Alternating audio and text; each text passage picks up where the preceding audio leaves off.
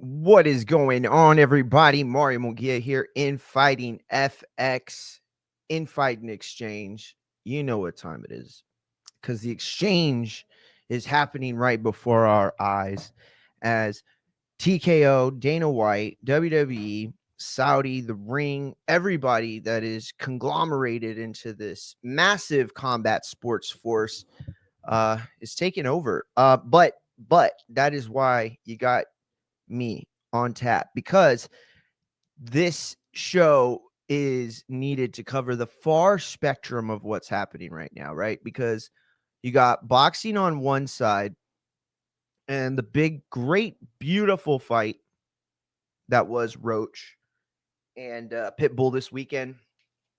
A lot of people calling it a robbery, using the word robbery. Dan, shout out to Dan inside the roast. And what else is he on? I forgot. But he's got the podcast with Algeri. Awesome stuff. I'm definitely sub. You should too. But Dan, he went on this whole it was like this kind of like virtue signaling, right? Everybody knows Texas is like the shittiest place in the world when it comes to corruption in boxing, in America, I mean. And there are so many examples that we could use and pull from that show, Texas is a shitty commission. I mean, all you got to do is look at Lawrence Cole and his record, and that'll show you exactly what, where Texas falls in terms of incompetence and possibly just like blatant corruption. Who knows? But I mean, I do a little, but the thing is I don't think that was this weekend. So many people putting the Tank fight and the Tank draw into the mix. This is like such a different fight. We're going to talk about it. We're going to talk about why Lamont Roach, whether he should have gotten the nod or not, whether this fight could have been scored a draw or not, why Lamont Roach is the one who I think deserves to have the upside in the fight, right? When you get a draw, it's, kissing your sisters, kind of how they described it in the past. I've never had a sister, so, that doesn't bother me as much, but like the situation that it's like neither one of these guys is going to excel. Neither one of these guys is going to, elevate right off of this draw. And I don't think that's true. I really don't. In fact, I think Lamont Roach has plenty of reasons to be not just satisfied with his performance, but happy with the fight, and yeah, of course he's going to be not happy about the draw, dissatisfied. He has every right to be like super pissed off about 2 draws in a row. And we're going to talk about all that. Why do the fans not have right to be upset about it? Not that they don't have the right, but why are they sugarcoating this just because it's just like Tank hate? That's really all it comes down to every single time. It's just Tank hate. But we're going to talk about that. We are also going to talk about MMA, UFC 323, a pair of title fights. Okay. These were 2 of the most dominant champions of this current era. Okay. Merab, Pantoja. In fact, Merab was going for the record for title defenses. And wow, what an amazing main event for the UFC. But you have to talk about the card in its entirety. And to do that, you got to go from top to bottom. Henry Cejudo gets his fucking ass kicked. And if that dude wasn't retiring on that night, I don't know what he was going to do, because there's no way, win or lose, he wasn't going to retire. They had the video package ready for him. So we're going to talk about that. We're going to talk about Pantoja's incredible injury. And when I say incredible, I don't mean like good. I mean like it's incredible that this guy did not break his fucking arm, dude. I mean, we were on live. We were live on Saturday. Shout out to my parents who let us host the fight night parties there at their house. There wasn't a lot of people into this weekend's card. I mean, boxing fans, yes, hardcore boxing fans. All my boys were watching, but like nobody was in the festive mood, right? Like nobody wanted to get together and have a few drinks. I mean, it was kind of just the same old guys. And I don't know if that spoke to something else, right? In combat sports right now. It's like you can have Pitbull and you can have Roach, two of absolutely without a doubt, two of the most uh you know, like they've earned it, right? When you look at boxing and you look at people who are in certain positions, some of these guys, they don't earn it. You know what I mean? And guys like Oshaki Foster, shout out to Shock. Great performance, proved me wrong. Although that was my pick. I want to make sure everybody understands this was my pick before the weigh-in. That's why I always tell people, you don't want to bet until the weigh-in. I mean, unless you're going to get crazy money, right? And that does happen. So I'm not saying like don't bet before the weigh-in, obviously. But in close fights or fights where you're unsure, let it get to Friday. Like, who gives a fuck? If you have the ability to see, if you've been watching boxing long enough that you have that leg up on everyone else when it comes to being here before, seeing what it, you know, what guys look like, you know, in the press conference, right? Or on weigh-in, right? Or even on the night of the fight in the back. Like all those things are very, very what's the word? They're very, very not just important, they're very telling. You know what I'm saying? So would I have still picked Fulton? No, I don't think I would have. I really don't. You know, this was a situation where I assumed Foster was going to struggle at a certain weight. And this was a situation where I didn't realize how, I don't even want to say how long he'd been fighting there, but I don't know. It was just that threw a whole wrench in it. So I'm gonna take the L. Like I'm never afraid to get a fight wrong. It hasn't happened a lot this year. I'll be honest. Most big fights other than Conor Ben Eubank won, is probably the only other major fight that I've gotten wrong this year. And that's like not even me. I mean, I'm shocked. You know what I mean? Like, I'm not over here like, yeah, I'm fucking blah, blah. Like, I've been picking them like fucking Nostradamus. No, not at all. I'm shocked how accurate I've been this year. Fulton was checked out mentally. Shout out to it's Matt. Yo, I'm going to still go Machine Gun Champ. I'm going to still go Machine. Wait, no, that's the same thing, right? I think that is your, no, that's not your same handle. What was your handle before? I know you changed it, right? That's changed. But either way, shout out to Machine Gun Matt, who was live, I think earlier today, if not earlier yesterday. But you know, shout out to him. You know, they do all the sports, right? And right now they're talking college football, they're talking the bracket, they're talking Texas. And do they deserve to get? Well, that was actually last week, but yeah, that was a great show, Matt, and keep on chopping it up. If you want to come on, let me know. Or if you want to go live and tap in too, I don't care.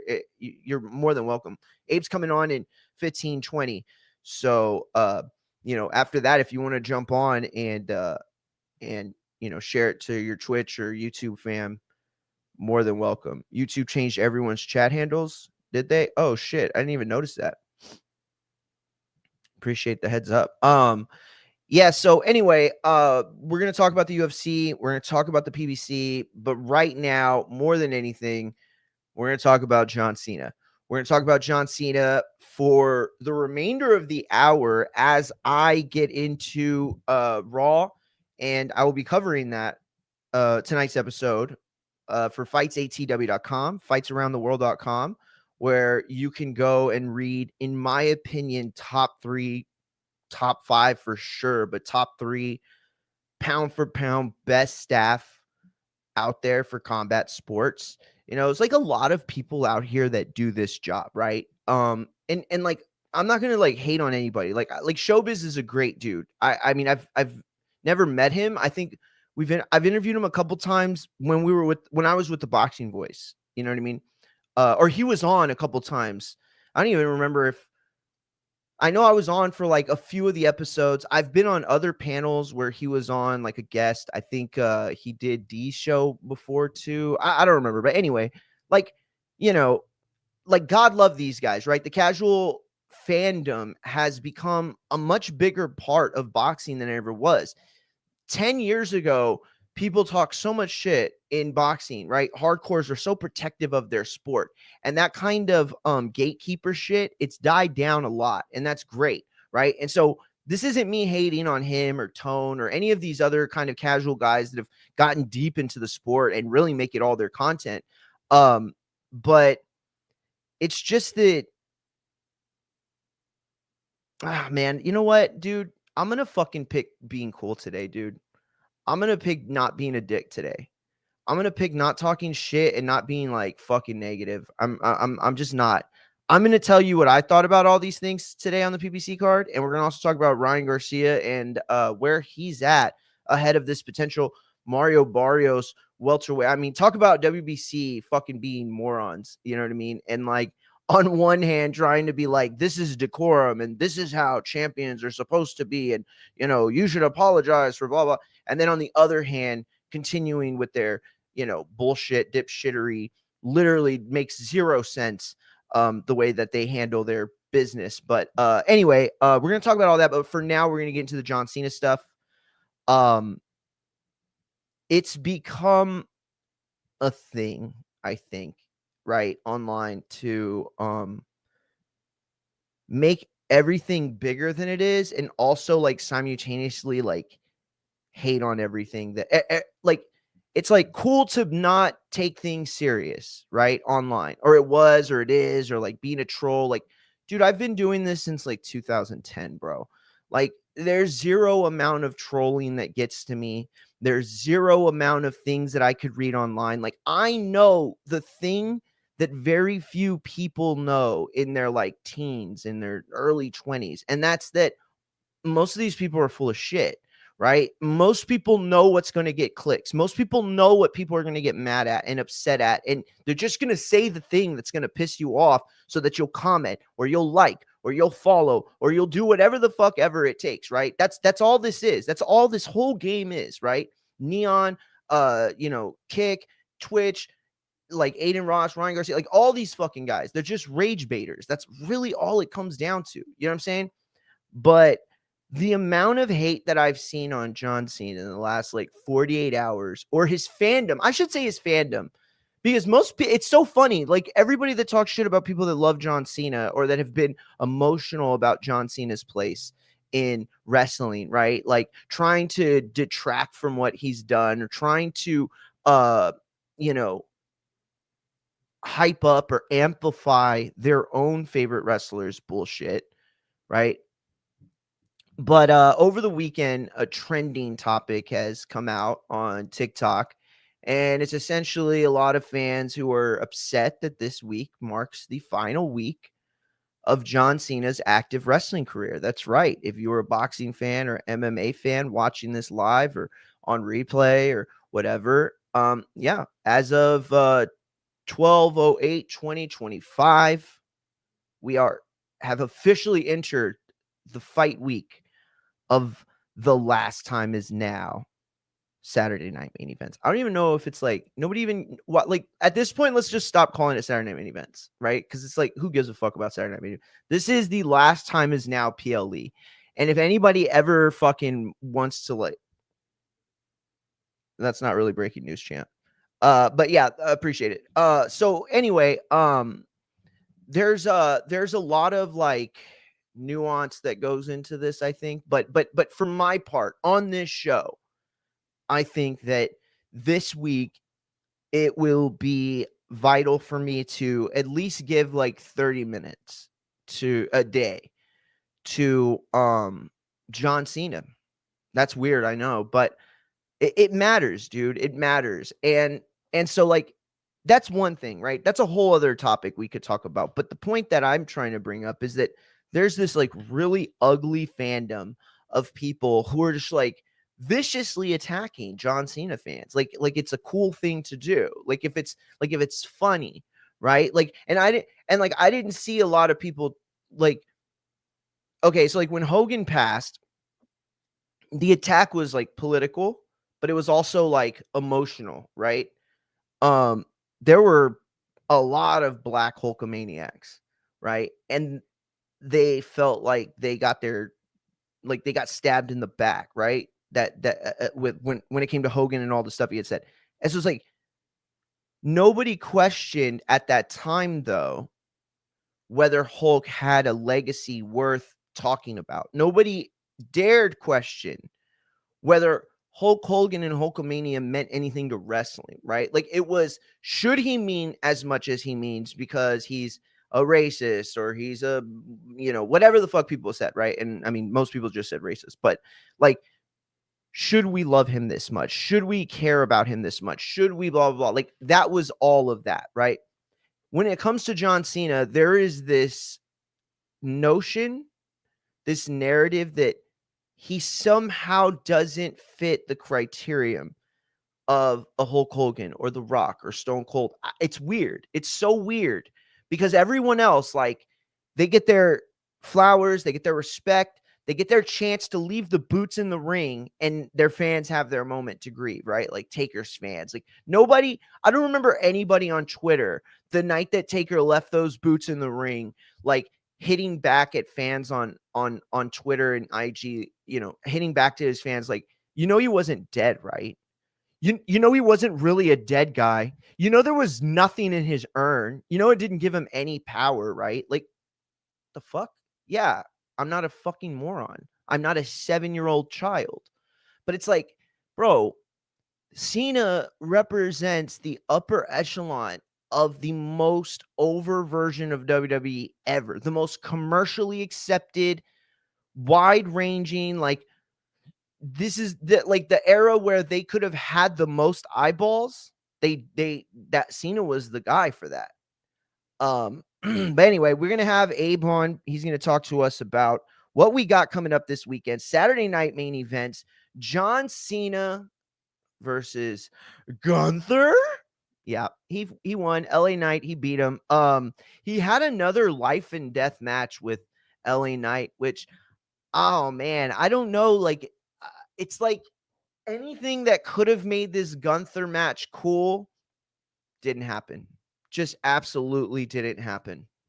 Like anything that they could have done to make this match work for what the context of it is, they did like the opposite. I mean, going life and death with Javon Evans is one thing, right? Giving him the 1, 2, 3 kid rub. That's cool, dude. I'm in favor of that. Bret Hart's my favorite wrestler. You know what I'm saying? He put Kid over on Monday Night Raw in a match that people still talk about to this day. All right.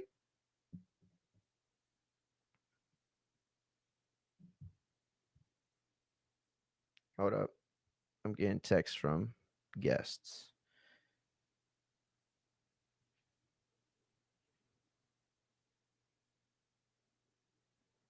All right. So we're going to talk about this card coming up, Saturday Night Main Events. And I was told earlier today, shout out to I think it was Super Max. Let me make sure. No, it was Matt. Shout out Machine Gun. He said that Cena has said that he's opening the show on Saturday.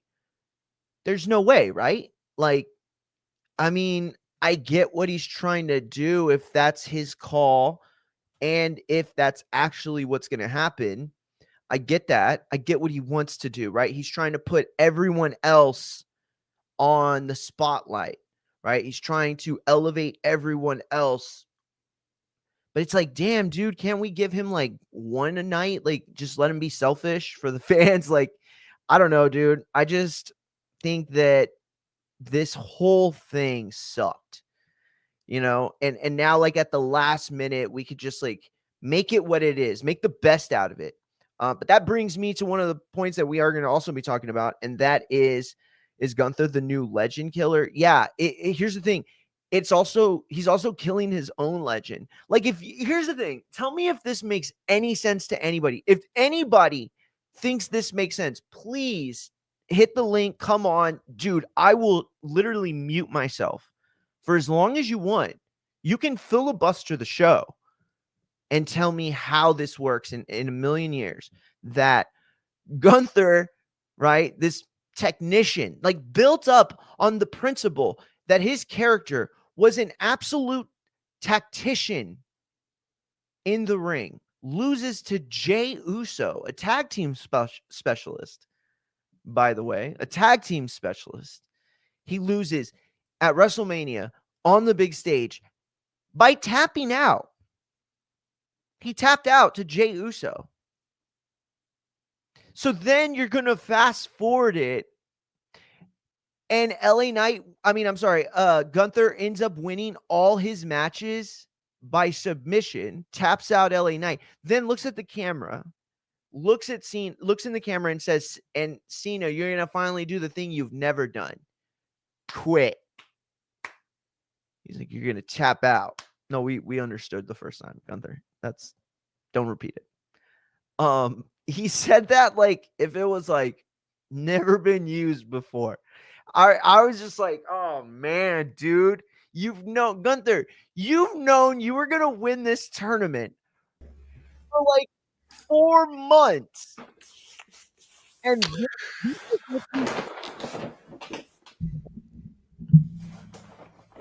how my background? That's weird. Well, it's not weird because Booker G is on the platform, and I see Machine Gun Matt is on there. So let's go. Yo, there is Machine Gun Matt. He is in the back. I don't know why is my thing media assets. And while you're doing that, I'm a touch on. I'm coming hot and heavy.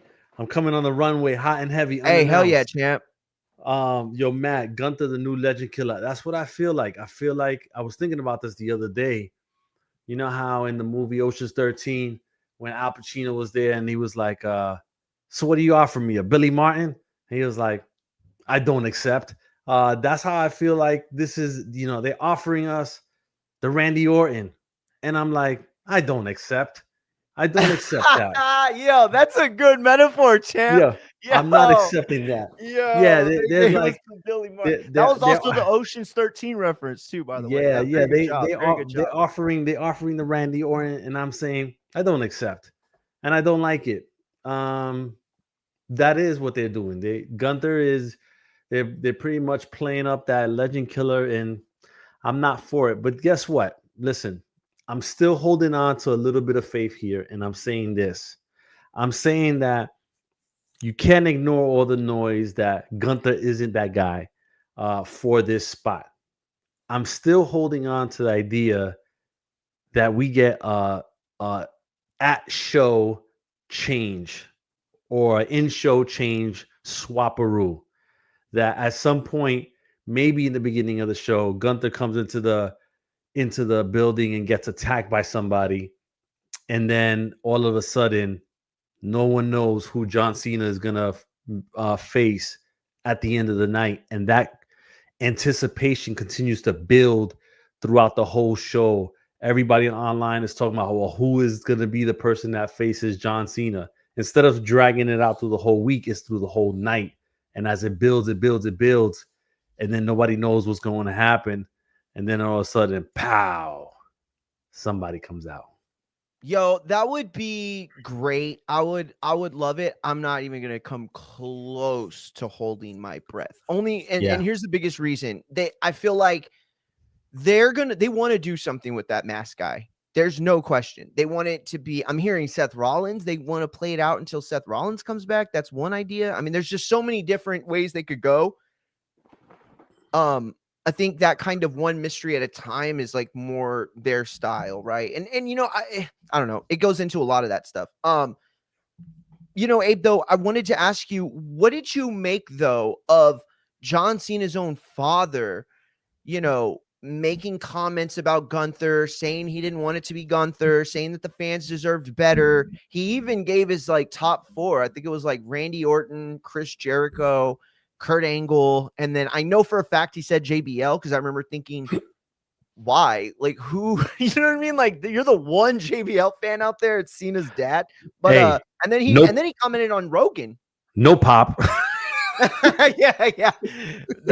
Yo, you left the 9 curse words that John Cena used on the Rogan show in that one clip of him talking about his dad. But what did you think of that? Was that like good heat? did that help almost sell the idea that it's like so bad you got to watch it type of thing? Nah, I think that You're like, nah, WWE fucking were pissed about it. yeah, no pop. No that pop. didn't move the needle for anything for me. Don't really care what he got to say. I mean, in respect, of course, like, you know, whatever. I think that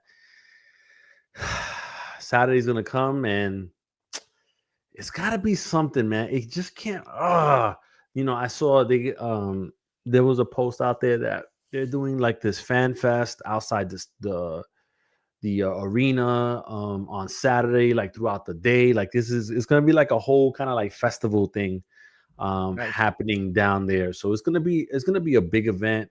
A lot of people are gonna be aware of it. A lot of veterans are gonna be in the house as well. Active duty military are gonna be in the house, and I think it's gonna be big. It just I know that they did it with Goldberg with Gunther.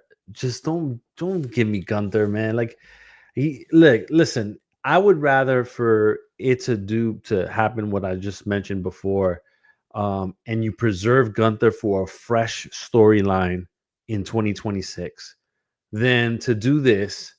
Okay, he beats John Cena, and then what? Like that doesn't really move the needle for me. You beat John Cena on his last night, okay, cool, whatever. You know what I mean?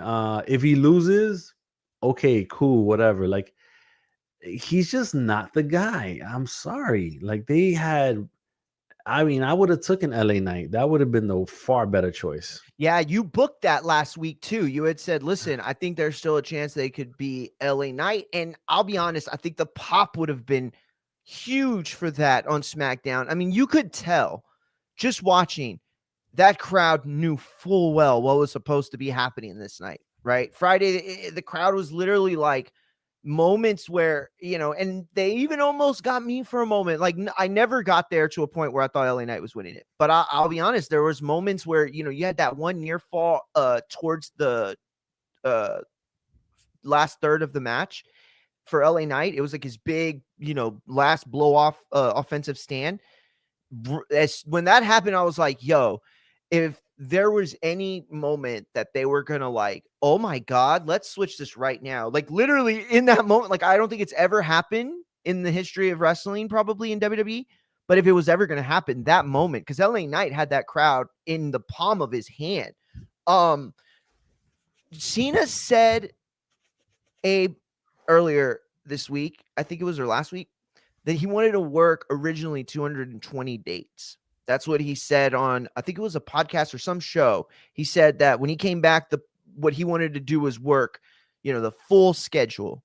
Obviously, that would have been, overly, that would have been very, what's the word? That sounded nice, but it's not realistic. Nicer than it's realistic. Exactly. Yeah. But the usage of him has come into a lot of questions. I mean, he wrestled Logan Paul 5 times this year. Okay. Most of his big blow-offs that weren't singles matches were multi-tag man matches. What will be the lasting memory of John Cena's final year, if anything? Do you think it even adds to his lore at all? Will people remember it, or will it end up in 20 years being the stain that nobody wants to remember? The year he turned heel. Yeah, I don't think that. I think when Cena's remembered, he's going to be remembered for his total body of work, not for this final year.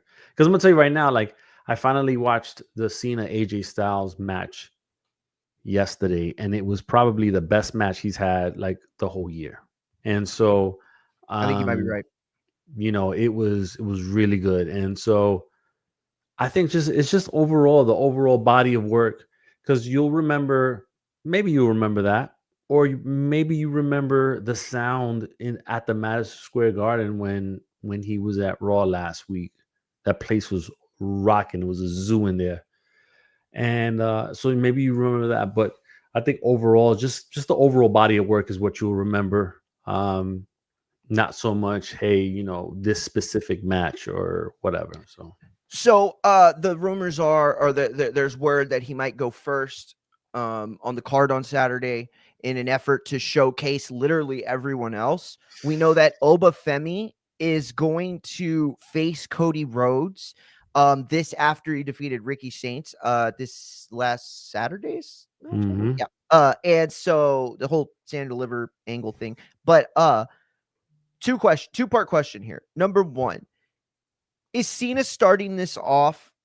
Do you think that really could happen? Is it a mistake? And then two, if he is starting it off, does that give credence to the potential booking that Obafemi could get over on Cody Rhodes in the main event? If they're really trying to make this night all about the youth, so much so that the entire point of this event is being placed first, you have to give the crowd at the end something, right?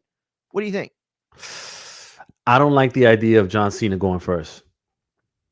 I don't like it. I don't like it because I'm going to be honest with you. If Cena goes first, half those people might leave after that. Yo, that is a very, very interesting point. The risk of didn't think of that. Because you got to also think about like how many casuals are going to gonna be in in the building. house that are only there to see Cena. Yeah.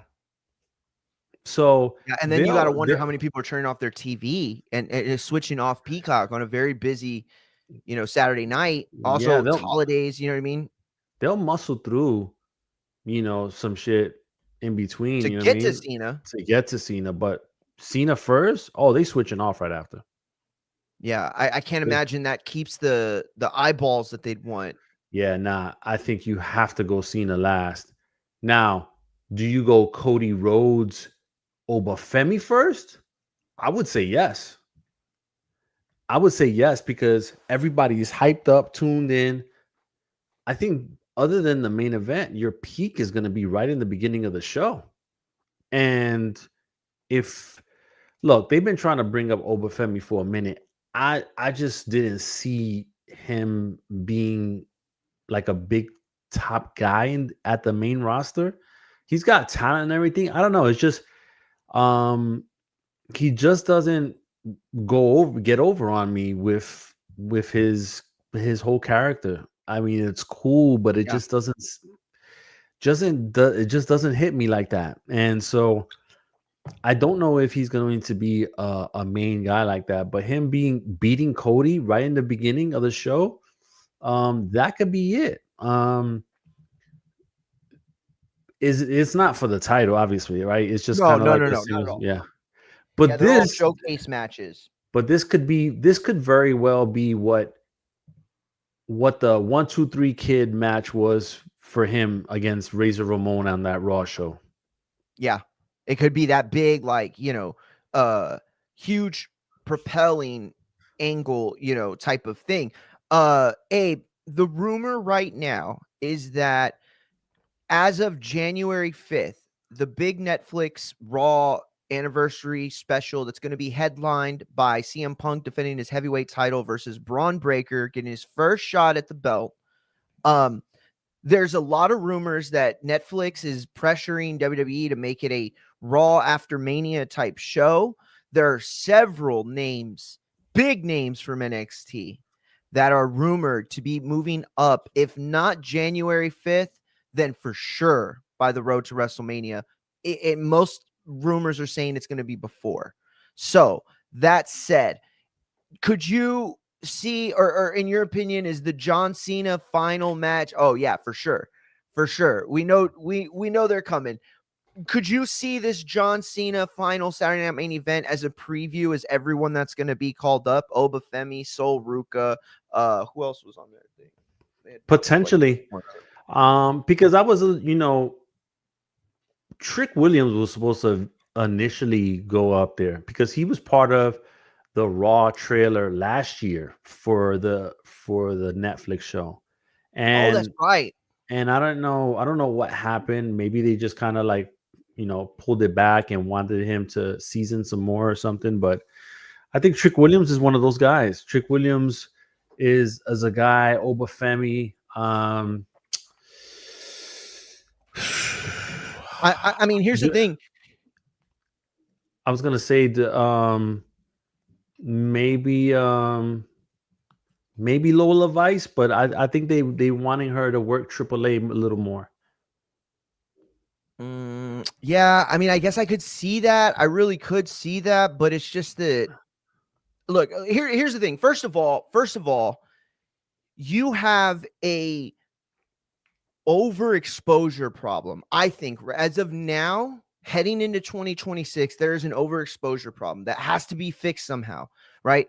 You got wrestlers on the roster pulling double duty in AAA, NXT. Some of them are pulling triple duty, by the way, or have pulled triple duty, I should say. Javon Evans has in 1 week been on AAA, NXT, TNA before, and then there's other weeks where he's been on WWE, TNA, and NXT that same week. So you have all these sort of movements and all that. And I think that you have a big enough roster to fill it, but the overexposure of it, if you gut NXT by January, if this whole John Cena thing and let's look to the future, if all that is about taking away from NXT, is that a good likelihood that most of the big names in TNA are probably heading to NXT now? No. Especially when you look at the booking. So you think Santana is probably staying with TNA for 2026? Not for the entire 2026. I think eventually. I don't even know if we see him on TNA after Royal Rumble. I think Royal Rumble might be the last time. Because his contract is almost up. But also keep in mind, Joe Hendry's moving up. There's so many different names that are but listen, pull over. Keep in mind that TNA move to AMC is huge. It is huge. That TNA move is huge, and that's true. So now you got guys that maybe they were ready to go, but now they're going to be on a major network TV channel, and they're like, well, maybe this isn't as bad, because AXS, in all reality, it's not offered everywhere, and in some cases you have to like have a certain package or whatever, but AMC is for the most part. So, and they might be putting in, some a certain amount of money, which allows them to pay those guys a little more. So do you overpay a little bit for Mike Santana to keep him at TNA like AEW did for Swerve Strickland? Yeah, I think or I if think you that Mike does make sense. Yeah, or if you're Mike Santana, do you want to go to the WWE and maybe get lost in that pool? No, talent? You're right. That's a good point. And Matt agrees too. He said no, because TNA is about to be on AMC and they're expecting to get some money. So you're right. And that's the other part of this. It's like, and we don't have to get into this part of it, but it's like, man, you can see WWE utilizing every single agenda and ability and resource they have to counter program anybody that doesn't fall into the fold. You know what I'm saying? Like, that's really what this is like all about, is everybody falling into the WWE fold, or otherwise you're getting counter programmed. That's really what it is. If the only way you're not getting counter programmed is if you are an entity of WWE or directly, working with them. You got John Cena on Saturday. Abe, Roman Reigns likely on his way out. Cody, no spring chicken. As it relates to the Monday Raw, and I know we've spoken off air, and we talked a little bit about this last week, but now knowing what you know, Braun Breaker, CM Punk, what do you do on that night? Does Breaker win the title? Does CM Punk retain? What do you think? I think Breaker wins the title, bro. And now I asked you this last week. Now in the John Cena final week, Braun Breaker, you said you think he has what it takes as of now to show up and be that guy on the main stage. And I think that promo last week really showed us a lot that he does have that ability. Do you insert Breaker? Do you insert Reed? Do you insert some other name into this final week of John Cena booking? Like, what do you do? Like, I know you said that you're hoping that this big reveal maybe happens at the very end, but aside from that, what could WWE do to help launch the future other than what they're trying to do right now with booking an entire card on this idea of the future of wrestling. Now this is my question. I'm gonna go on the website here. Is the card booked completely already? It's not. For No. Yeah, and I feel like some of the bookings will be finalized with tomorrow's Very NXT show. interesting. Yeah. Very interesting. Yeah, and so this is all like really layered in a way that they're like, okay, so you're gonna have to watch the CW to understand, and yeah, and to watch that you had to watch, the full SmackDown Raw, the tournament leading up. I just don't feel like they kept anybody's attention. I think the people that were all bought in at the beginning and expected a fun ride, they're kind of disappointed. Yeah, But I I want mean, to right now is only Bailey against Sol Ruka is the only match that's booked. other than the Cody and Obafemi, right? Yep, Yeah, and Saturday Night Main Events has what, not a an big hour? card. It has a 2-hour runtime, correct? Yeah, And it's never been a deep card. I mean, there have been times where it's like 4 matches, maybe. I would say 4 matches. So we might get one from tonight and then one from tomorrow. And see, and that's my problem, Abe. It's like you looked at this whole tournament. I actually had the bracket I wanted to pull up too. You had this whole tournament set up, right? Man, you should have just ran the idea everywhere. Like, 4-man tournament here, 4-man tournament. Like tonight, we could have seen 2 guys open up or 4 guys open up, right? Raw, and the winner is going to wrestle the 4 guys that open up NXT. You do a fatal 4-way, the 2 winners win. That they go and they have a match, on the final Saturday Night Main Events on the final night that John Cena. I just feels like the stakes are just completely sapped out of it. You know what I mean? It feels like WWE just wants to get it done with, like, oh, you know what I mean? Like very quickly. Well, remember, I did say this on this show that the last Cena event wasn't going to feel like a last Cena event. I had told You you did say that that. the Garden and the one at home, or really the Garden one, was gonna feel like his last one, and that's what it is. Like this one is just to kind of get it over with and move on, and understand that he's not part of the future anymore. It's a what have you done for me lately business, sort of like a lot of other businesses. So it's thank you, John. Give him a hard slap in the back. Keep it moving. Mm. Now, I want to ask you one final topic before we let you go. Actually, one other thing before that I saw you posted, I wanted to ask you about. But I wanted to ask you about the rumor right now we have is we're going to get Breaker Punk to run it back at Mania, and we're going to get Cody and Roman 3. Now, there's been a lot of talk this past weekend about how we got to where we are today. Now, I'm going to take you back to the end of WrestleMania last year and the storytelling that was going on. Jey Uso had the title. Sami Zayn was, sort of like hinting that he would turn heel or possibly make a super big run at the WWE Championship. He was offered a shot at the title against John Cena to go to SmackDown, refused in favor of wrestling on Raw and trying to get the belt from Seth Rollins and taking on the Vision. Everything was dropped.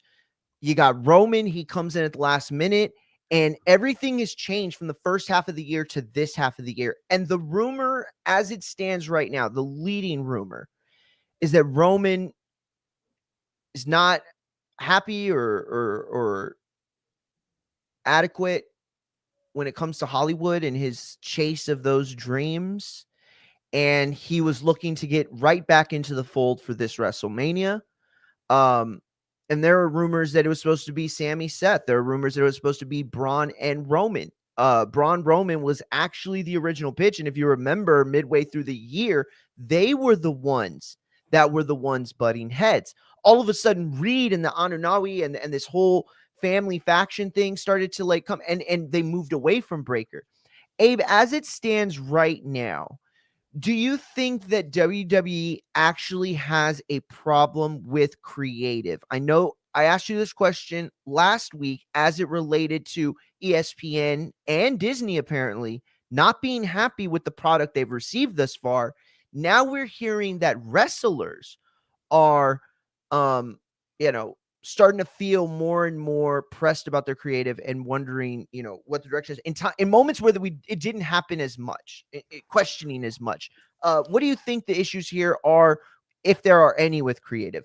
Yeah, I think honestly, I think it's more of a TKO situation because and again, I don't want to keep sounding like this, but I did say this before that, you know, we were going to see more of the main guys more often Yes, than you did say that. mid-level and low guys because in their eyes, they're like, well, we're just gonna keep running out the big name guys so we can get the merch, so we can get the ticket sales and all that, because that's what's working. And so what's happening is now that's not leaving a whole lot of room for some of those middle guys and gals. So they're not appearing on the Saturday night's main event. That's only Yep. 4 matches. They may not make the cut on a PLE, right? Look at Dawkins and what's his name? The tag team. Uh they're not getting a whole lot of burn right now, No, not at all. right? And so what happened to his solo run? Not Dawkins, his partner. I can't remember. Yeah, and not Dawkins. You're talking about oh my god. You know who I'm talking about. Yeah. Anyway, so he was supposed to get a solo run like eons ago, and that never happened. Um Montez Ford. Montez Ford, yeah. So I don't know, like those. That's a good example right there, right? Very good example. Yes. They're I really was good tag excited team, for but that Montez Ford singles push. yeah, but look, where are they at? When was the last time we saw them on TV?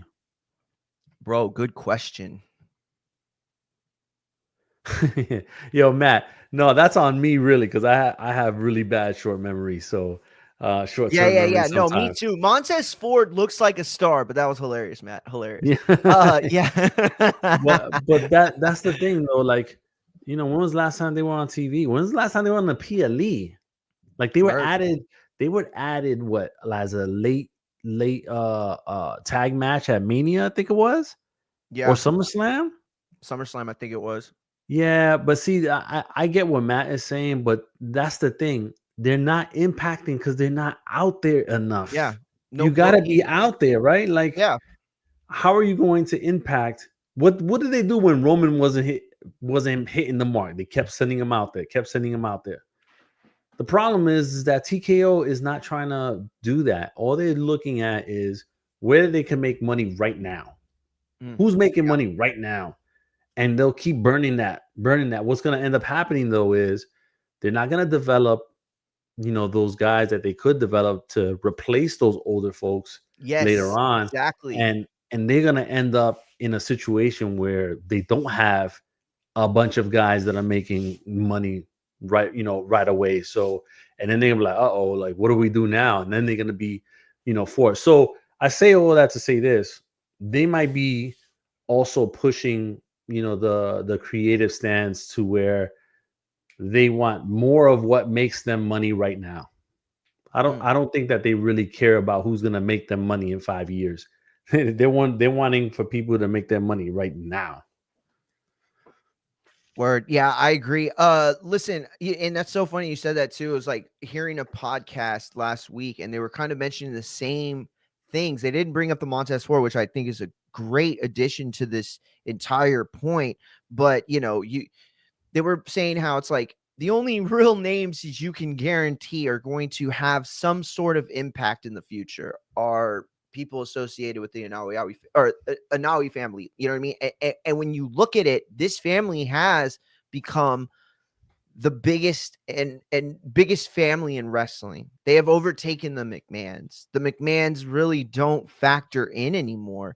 And so when you look at, what wrestling family is at they're still at the top, you know what I mean? Because they have those luxuries and they're afforded that. And I think Roman Reigns and all this booking kind of fits into that narrative. And I'm gonna Last tell question. you, and Go I'm ahead. gonna tell you, like this is a real opportunity for a company like AEW to really kind of gain some ground, so to speak. Because what's gonna end up happening is that people are gonna get tired of the same stuff over and over, seeing the same guys over and Yep. over. Yep. this is their opportunity to up their storyline game and get some real traction. They got traction, but get some more of a traction on their product, man. Because right now it's just their claim to fame are the pay-per-views, which they are hitting out the park every time. Sure. But then Absolutely. there's no follow-up and the build-up ain't there. So it's like, what are you doing? But now TNA, on the other hand, TNA is developing and building something real nice over there. And so, I could see them continually growing. The amount they've grown in the past like 2 years probably is more than what they've grown in since the beginning of their company. Period. And I wouldn't be surprised. Did AAA got like I don't know. Did they get like a ESPN Deportes? No, Yes, they got an ESPN Deportes deal. Yes. yeah, but I could see them getting something else like soon. You know what I mean? And Yeah, you so think so? American? yeah, Yeah. yeah. I mean, I mean, here's the thing, like, not a lot of look, you have to pay for ESPN Deportes. You know what I mean? Like, my dad has it, and I know like a couple other people that have it. There's like a lot of people that don't have yeah, access but to that. You know what I mean? look, the numbers don't lie, Oh, it bro. was Fox Deportes, right? Fox Deportes, yeah. Yeah, The that's numbers, what it was. Thanks, Max the and Matt. yeah, the numbers don't lie, man. Yeah. So was it Fox Deportes or was it Fox completely? I think it was Um, just Fox Deportes, if I'm not okay. mistaken. I'm almost Yeah, I mean, positive that's what it was. but listen, regardless, they got a little deal.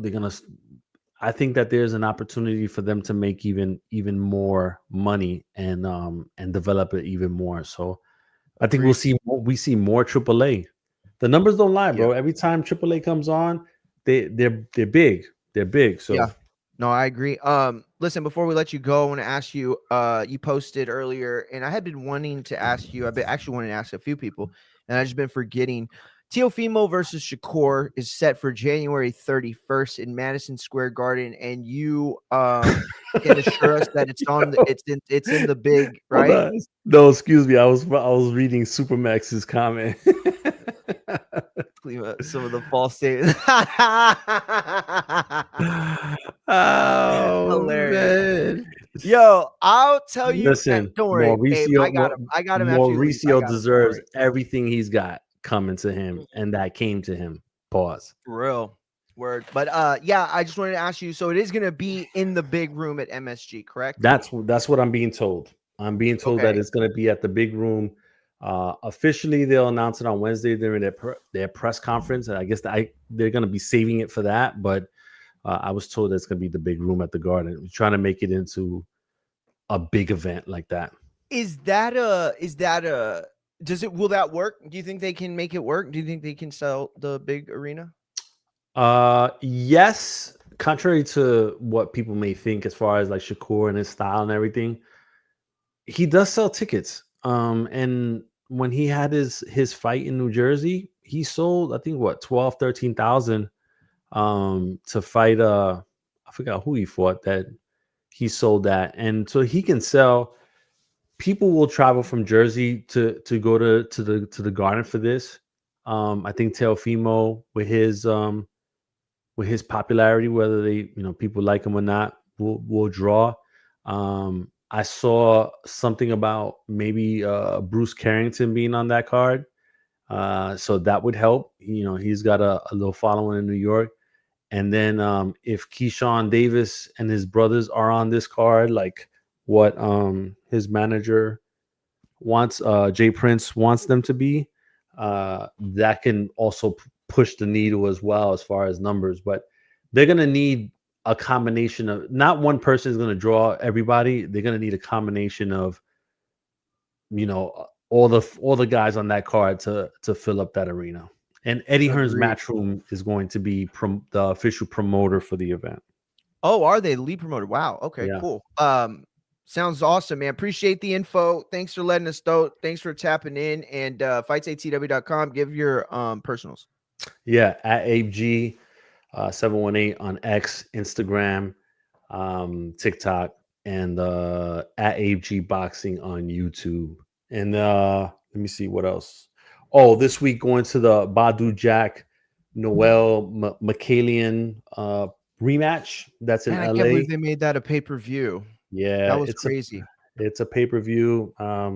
It is what it is. I got interviews with both guys that are going to be posting on the website this week, Yeah. and one with Johnny Mansar, who's on that card as well. So I'm trying to Nice. think of Awesome. Hell yeah. anything else here. Nope. So we got that Saturday night's main event. Diego Pacheco fighting in Got it, Stockton Max. on the Zone, and yeah, I think that's it.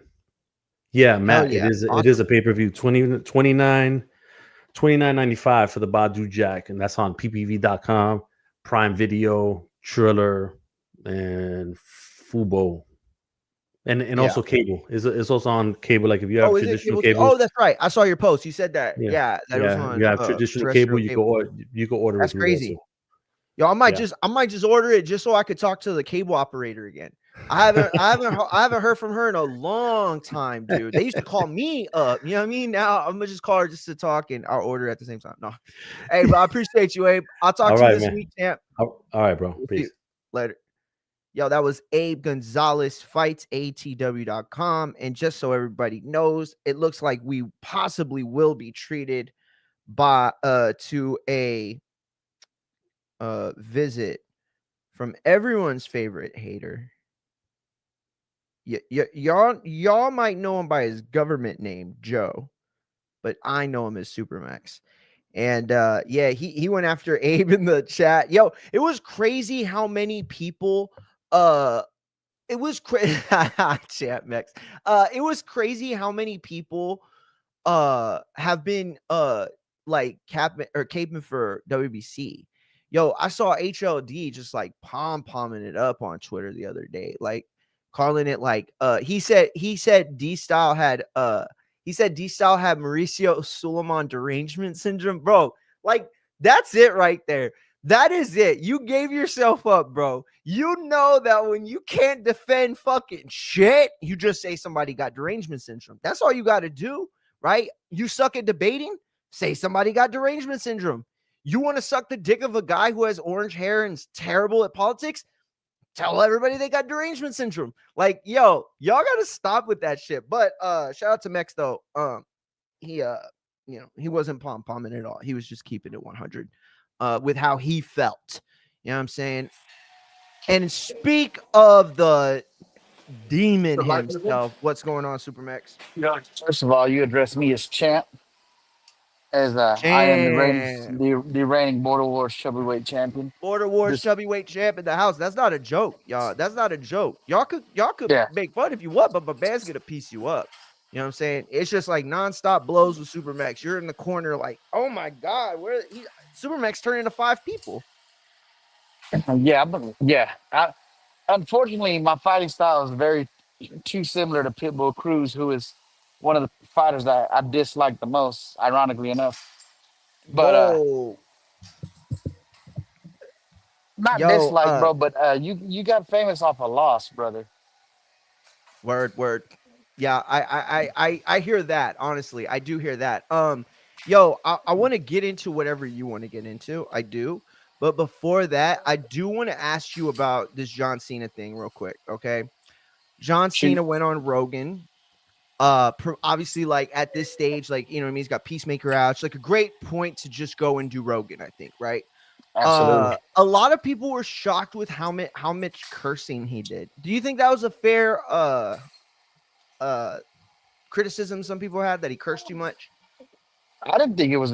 I had no. I mean, well, you whenever you decide to read the group text, you saw me in there. I thought this was his best interview I've ever seen, and Yeah, I saw you said that. I maybe saw you said that. maybe since he did Howard Stern all those years ago, where he just came across.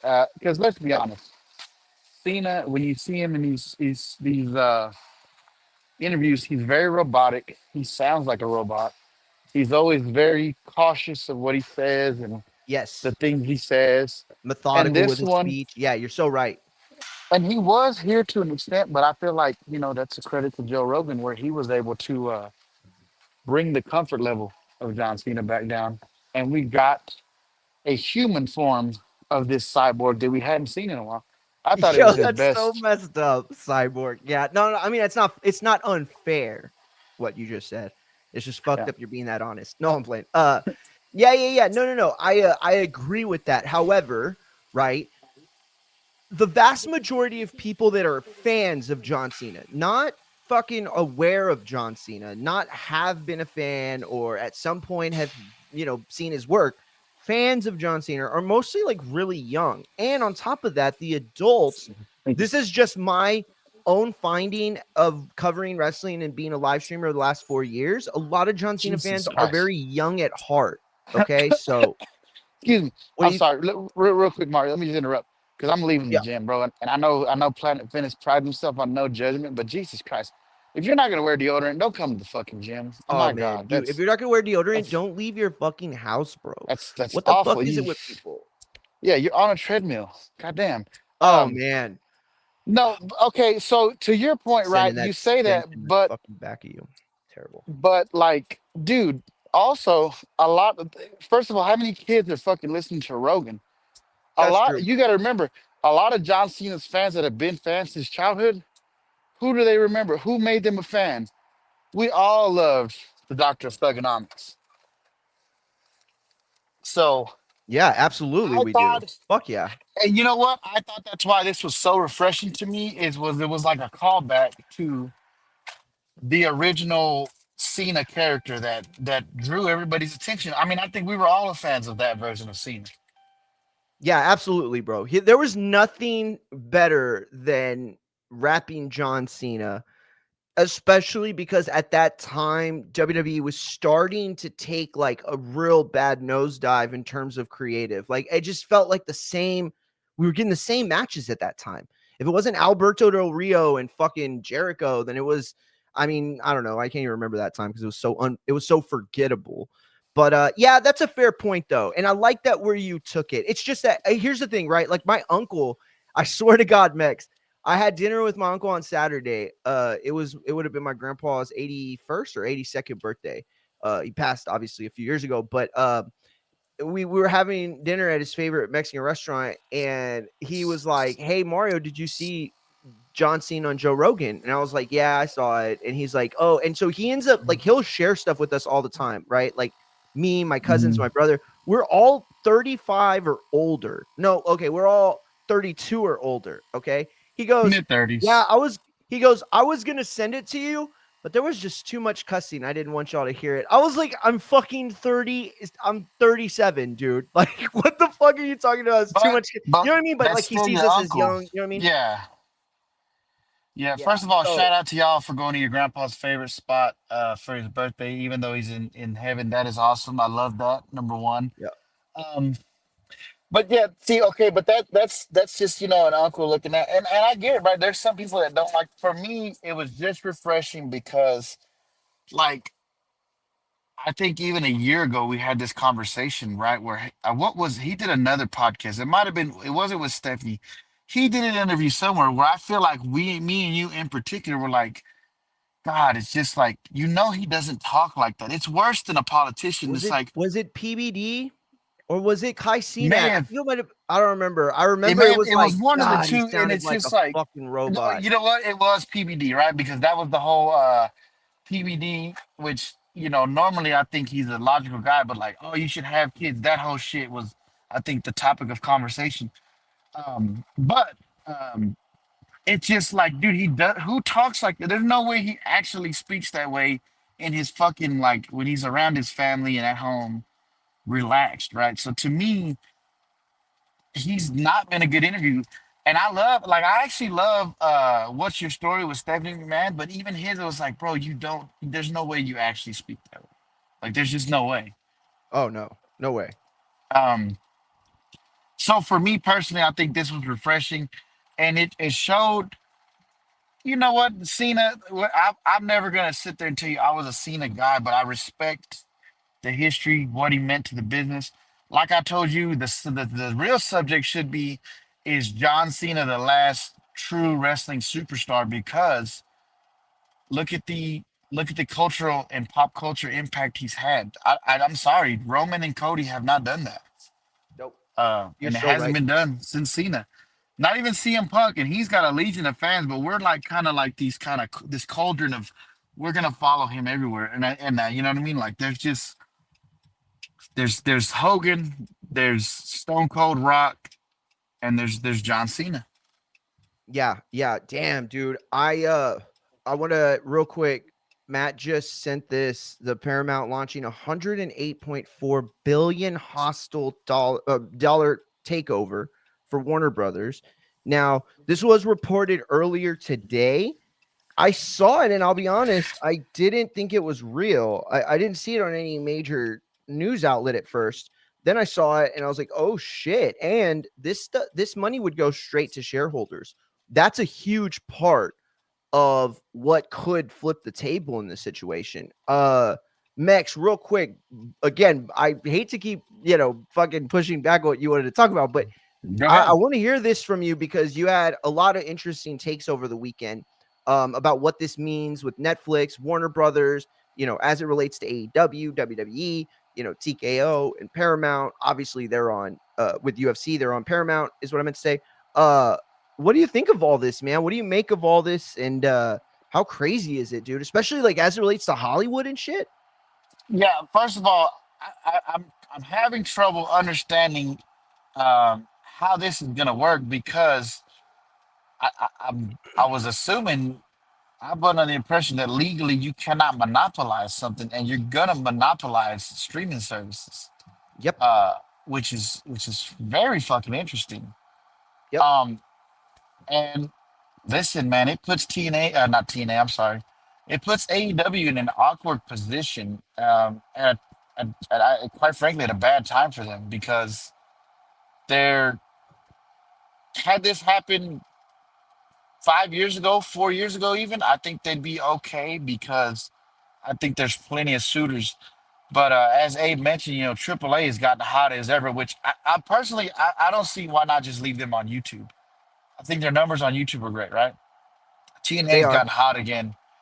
Um, man, in my perfect world, it would almost force the unlocking of this, this forbidden door we always talk about, right? Yep. Where,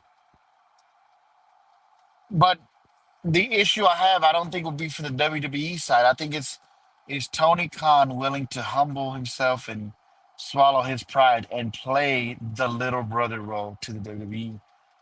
Because Yeah. that may very That's a, well be his only option for television unless he just goes straight to YouTube, which, that's a good point. to be honest, is not a bad idea. Sending them to YouTube. I don't, I, I don't think that's as bad an idea as we think. I mean, streaming is the way to go, and YouTube. I mean, AAA has done tremendous on YouTube. Here's the thing, though. The value of YouTube is supplemented to companies that can go beyond That is YouTube's gates, that is right? very true. But so So it's like so they can continue to work so that, and then if there's still, you know, a demand, right? I mean, AEW continues to find itself in the top 10 the same way that WWE finds itself in the top 10 with Netflix. So, it's working on that platform. Does it work as well as WWE? No, probably not, right? Or definitely not. But well, there's still and some so value there, I think. and that's the thing, though, right? Is when you put in this day and age, bro, everything is on the go. I'm sorry, I don't. I'm too busy. I don't sit down and watch a SmackDown. I may miss a Raw, right? Um, like even with this last with Survivor Series, you know, streaming is the way to go. And quite frankly, it was awesome to be able. We were at Bombshells, for my son watching the pay per view. So and you have the thing is the Khan family has enough to supplement AEW enough to where if you put it on YouTube and they just gain some momentum sitting over there and re-add value, I think you can afford to do that if this thing goes south and you lose a TV deal. I don't think it's a permanent move, but I don't think it's a bad idea to just build momentum and kind of reset. And with it being on YouTube, there's always controversy about well, are the numbers mixed with the max numbers, and how much are the real numbers? You'll get one solid, and I think the numbers will surprise people. I think they'll do 1.5 million on a live show, just on YouTube alone.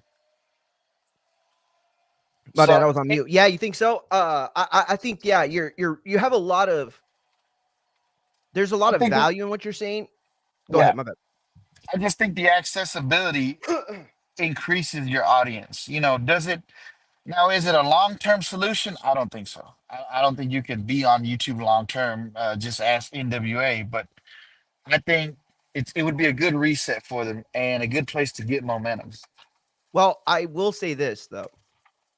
I remember we had a conversation, man, I think it was like a few months ago, and we had talked about, AEW, WWE, and TNA, NXT, like all these companies, how they survive. And it's like there's always going to be shifts in wrestling. One of the ones I see coming up is AJ Styles. Like if AJ is done wrestling forever, when that WWE contract ends, that's one thing, right? If the fact is, though, a certain amount of money could bring him back, I think that's the kind of move that Tony should, roll out the bank book for. But yeah, and I don't disagree. But is that enough? You know what I mean? Oh, yeah, yeah, yeah. Um, No, for a company that has like a lot of issues as it, God damn, I'm sweaty as shit now. I was like losing a lung coughing. Oh, but anyway, yeah, no, you're absolutely right. It's difficult to say, but I do want to get to what you were wanting to talk about, which is the oh issue with yeah, okay. WBC, and I want to So, know how you see this issue. I really do. well, first of all, I think Crawford and the WBC have valid points. What I took issue to is this Fair.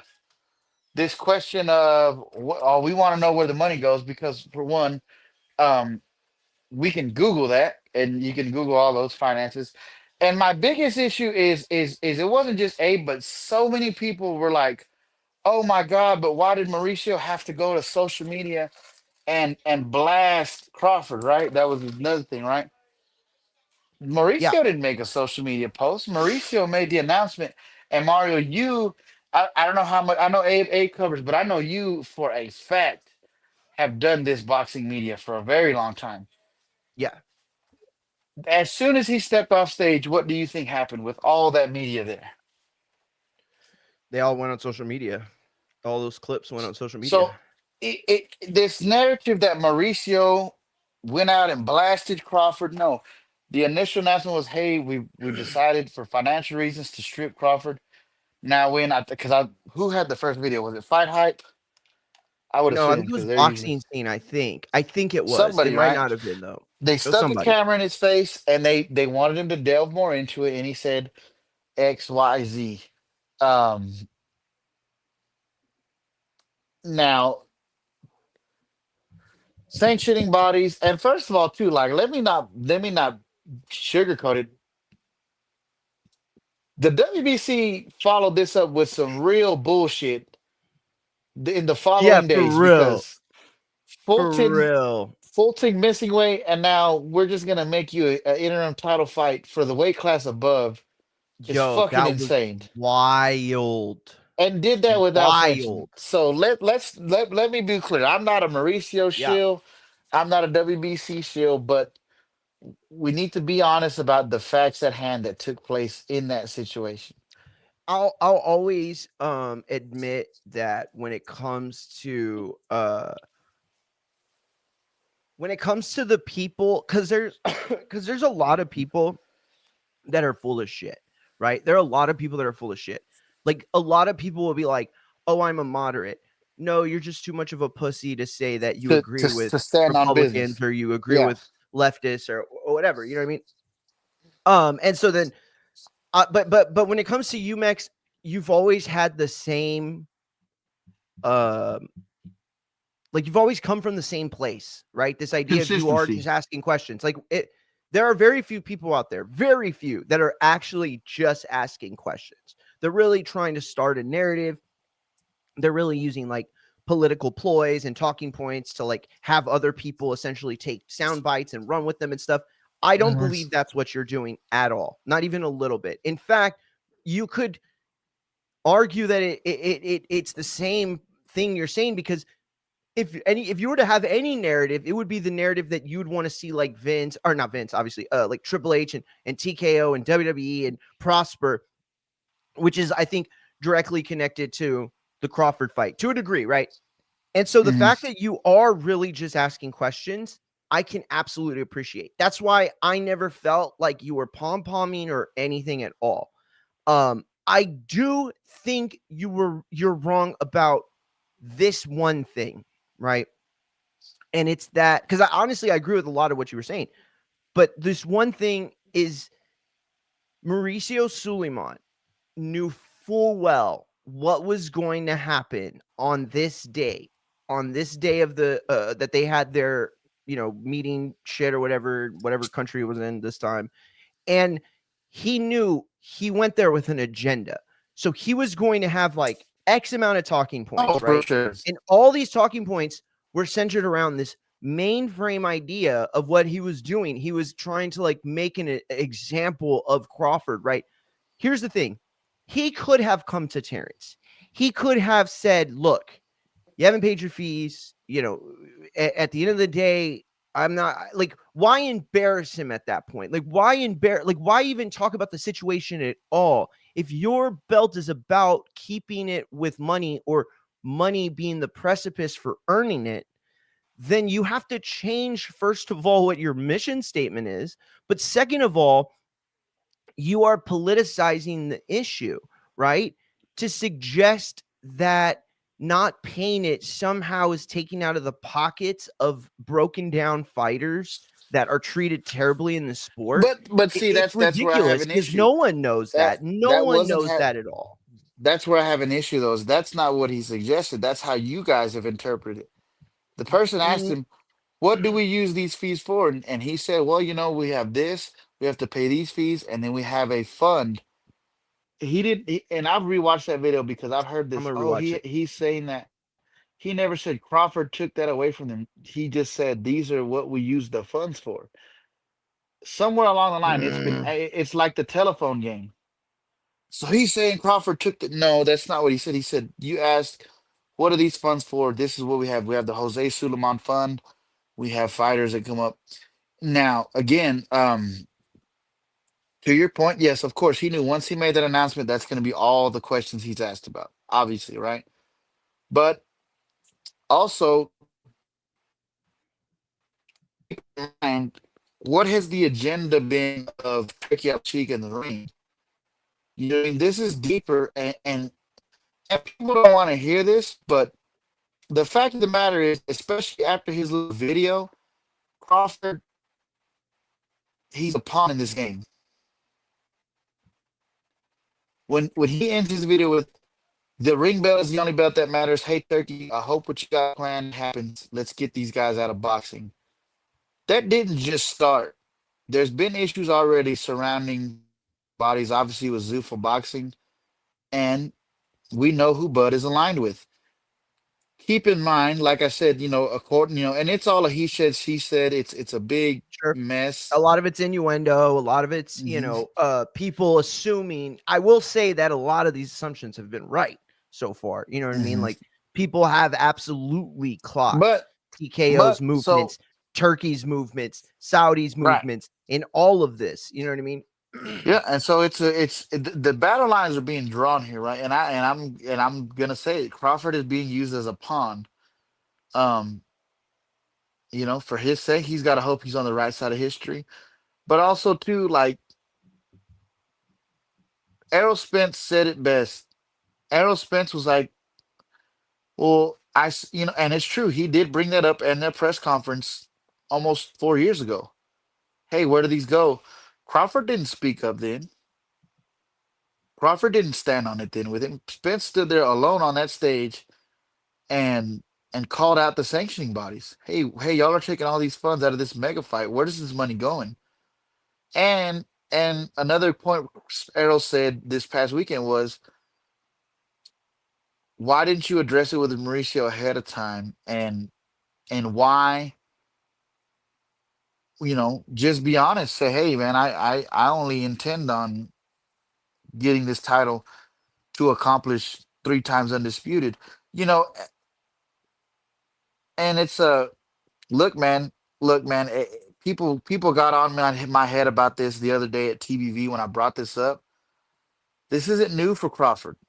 Mario, you were around all those years ago, right? Yeah, absolutely. Crawford has had a history of not wanting to pay for services after the fact. We remember what happened with the body shop owner.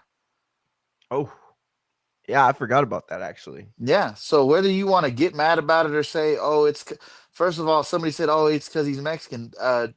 If you think I hate Crawford because of this color of this kid, no, because Mario, I'm a diehard Spence guy till the wheels fall off. Um, but I mean, the facts are the facts, brother. That this is traced, and now Mauricio allegedly claims that, and we do have proof of that they petitioned to be number one because, and that was always my big active contrition on our active contestant on TBV was like, well, how's he winning this title, but also petitioning to be ranked number one if you're already a champion? I thought you can't be, so that's the problem with sanctioning bodies altogether is we bend and break the rules when it fits our narrative at the moment. So Yeah, like I no, said, no. they're both I they're both heels in the situation. They both have valid points, but they're oof. both the heel. Yeah. Listen, that's a lot of what you're saying. I think is absolutely true. And but here's the thing. Like for me, that's part of the problem. Like I don't think that you saying that Crawford's being played like a pawn. I don't think you're wrong. But I also think that's the problem, right? The problem is that the fighters for so long have become like minor parts in all of They're this. chess Like pieces. it took this massive conglomeration between Turkey buying the ring and TKO absorbing the two major brands, right, in combat sports. It took that to happen for there to be this consorted effort, right? Look, I don't think that using the UFC as a model for why we should get rid of the Ali Act is at all Yeah, like that's it, disgusting. it's not good. It's not a valid argument. It's not something that makes me think, oh, you know what? You're right. It's like, oh, well, the best fight the best. Like, yeah, well, also like a lot of them get paid dog shit. And it's like, I'm not even trying Hmm. to virtue saying like, oh, I'm about to fight, but there's a lot of issues with the UFC, right? And more importantly, there's issues with the UFC as it relates to them not being the monopoly they are today. Like, go back into, the history books. How many times did we not get the big fight that we wanted? GSP Nick Diaz, that shit should have happened like 3 years. Hmm. You know what I mean? Like all these different types of fights, but it wasn't until We UFC still, absorbed we them, still, controlled them. not even then, because we still can't get John Jones in the ring with Aspinall. You know what I mean? Yeah, Or exactly. Ngannou. Bro, exactly. Because these guys, once they reach a point like Crawford, where it's like, okay, I've proven that I am this guy in this sport at this level. And whether or not he sells as much as Floyd or as much as like anyone else, or even outside of Oklahoma altogether, or yeah, Omaha altogether, right? It doesn't matter. He has earned this spot. He's earned this position. Here's the other thing about it. Do we even know that Crawford's fighting again? Like, I'm not saying that the So rematch that is that going to see happen, that but it's like, do we that's even know that? Like, Mauricio, it made so this that whole that's thing. and Go ahead. that's what Ness said is confusing. Is like, surely there was a conversation. Ness has said it best. There's something we don't know yet still, because obviously, and this was at a Crawford's own mouth. The only reason he wanted to fight Canelo was the opportunity at 3 times undisputed. So there had to have been some conversation about the sanction and things like that with the WBC. Now, what information are we not knowing? Are we not privy to? Now, I think. Because Go ahead. Sorry. what I want to say is because I think me, you, anybody, most people just assumed this was a one-off to begin with. Like, as well as he performed against Canelo, Canelo's still a small 168 pounder. I don't expect Crawford to be campaigning at super middleweight. And he's had At already talked all. about coming down back to middleweight His for the trainer had said it. WBC title. Exactly. So something there's a wire that got crossed somewhere, and we don't know the full details. See, and please tell me if I'm wrong. Okay. I'm gonna say I this always right will. now, Mex, and I for sure, but in this case right now, please tell me if I'm wrong. I feel like I know Ness on a personal level probably better than like 97% of the people in the industry, right? Absolutely. So I know a lot about him, and I know a lot about what he knows and what he doesn't know. So when I say that this is what he is not getting, or this is what he is missing, or what he thinks we're not being told, it's not that he's wrong. It's that he doesn't involve himself with anything outside of boxing. So what he isn't realizing is how much of this is hindering on the fact that they have moved these chess pieces on the board to fully take over this, combat sports in general, right? What we're not being told here is the WBC is fully aware of all intentions that the ring has to offer itself as the only title in boxing, right? As a main drawing power to get people to fight in their league and outside of what the wild, wild west of boxing, as they try to put it, right? The thing that we're not seeing as boxing fans is what you and I can see from a wrestling perspective, or what Matt can see as a fan of WWE, UFC, and boxing. He can see it. It's this concerted effort they're all making, and Mauricio knows that what's best for his business is for boxing to continue in the manner for which it's continued this whole time, to eliminate all the sanctioning bodies in favor of a UFC version of a boxing belt.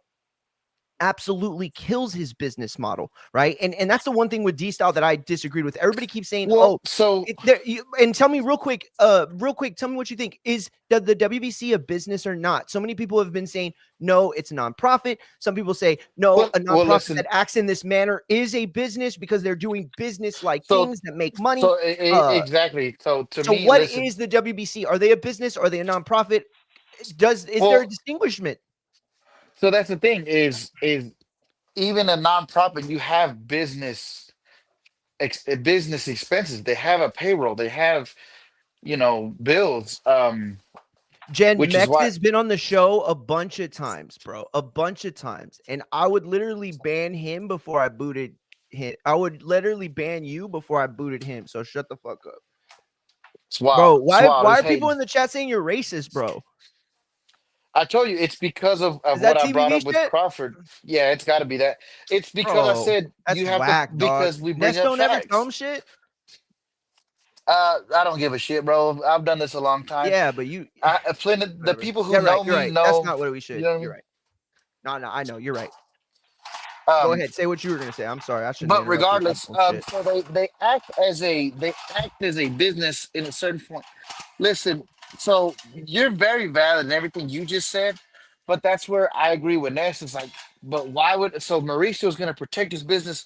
Why would he continue to have been doing business with Crawford, knowing because he wanted to be part of that Canelo fight. He had to be. 100%. First of all, they put because you said it. I heard you say this the other day. Remember, it was in the chat or maybe it was on TBV. But I heard you say something about the WBC being a brand that Crawford profited off of. I think you might have said it on Twitter. I don't remember, but you are absolutely right.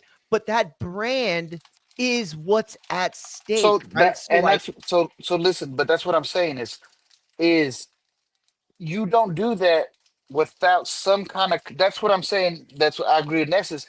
There had to have been some sort of conversation that there's some assurances of, hey, because this fight, again, like I brought up earlier, this fight was based off of Crawford attempting to be 3-time undisputed in the third division.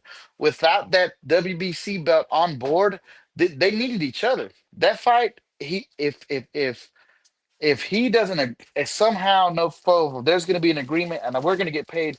That belt ain't on the line, and this wasn't an undisputed fight. So that's where I feel like that's the information where we just don't know what happened from that point on. At some point, they agreed, yes, titles on the line. Obviously, yes, the WBC wants their belt in that big fight. But without that belt, too, the fight doesn't happen because Crawford was only chasing 3-time undisputed. Man, it's such a fucking hard thing, Max. I want to disagree with you because I've been on the side against sanctioning bodies for almost my entire career. And I still am too. Don't get me wrong. Like I said, No, they no, pulled some I real know bullshit. No, and you made that preface. If some of these people that are making these comments, and a lot of people just jumped on, that's why. Go back, okay, please, to the last like 20 minutes we've been having this conversation, or maybe like 10, 15.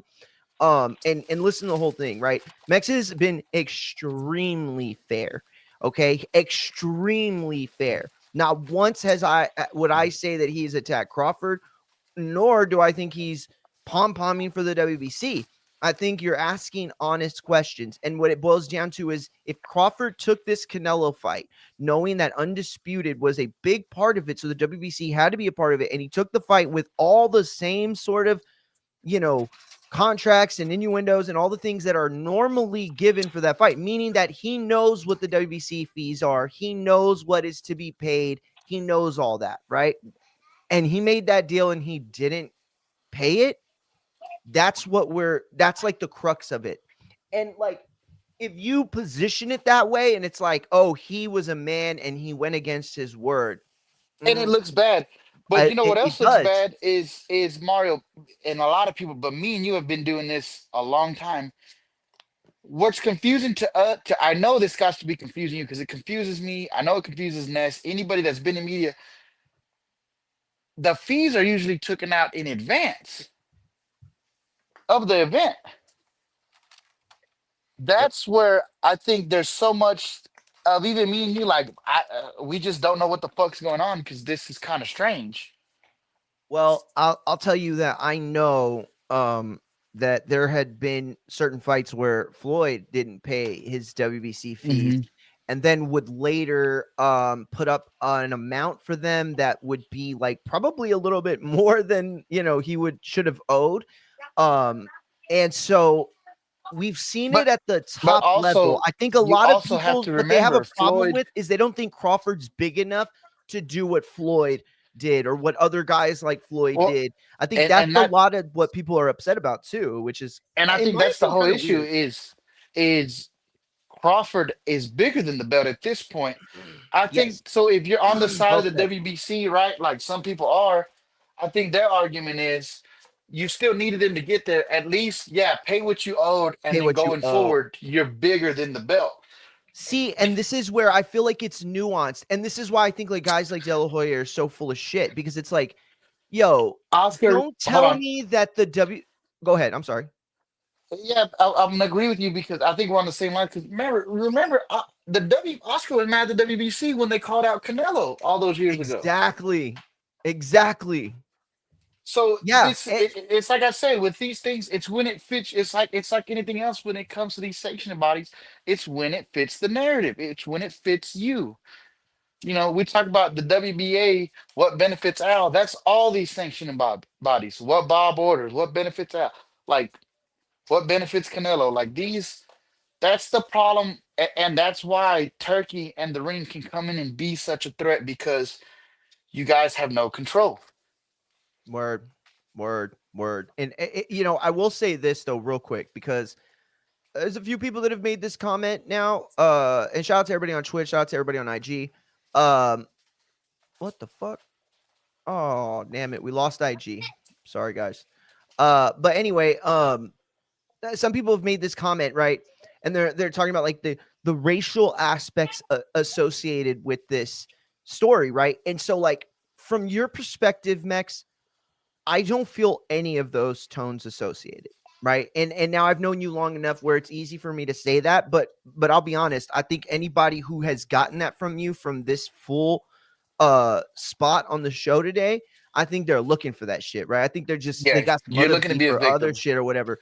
So all I'm But gonna say is this though: there are people out there. I have comments on my fucking TikTok and my fucking IGs where it's like, oh, this is what blacks in boxing always do. They always think they're bigger than the sport. Like literally, I have 4 which is fucking different atrocious. messages on those different things. Like, and that's what I think a lot of other people that are weirdos have an issue with. You know what I mean? So it's like it's a consorted thing where It's a they like gang up on, and you know what I mean? And it makes the situation seem a lot weirder than worse. it is. Or Yeah, worse than it is. because Thank you, worse than it is.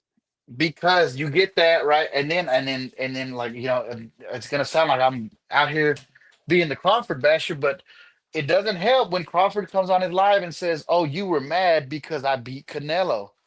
The Mex, you know what I mean? And we all know the WBC is based out of Mexico, so that just gives more You're undertones. right, dude. You're so right. No, I need you to listen to me right now. What you just said. I need everybody to listen to me. What you just said is so fucking amazing because you're right. There are people who enjoy boxing who are not hardcores, right? They don't listen to the podcast and they didn't grow up on the, Burt Sugars of the world. And, they didn't listen to Dan when he was on ESPN or even before, or, you know what I mean? Like all these guys and all these nuances that we've gained, right?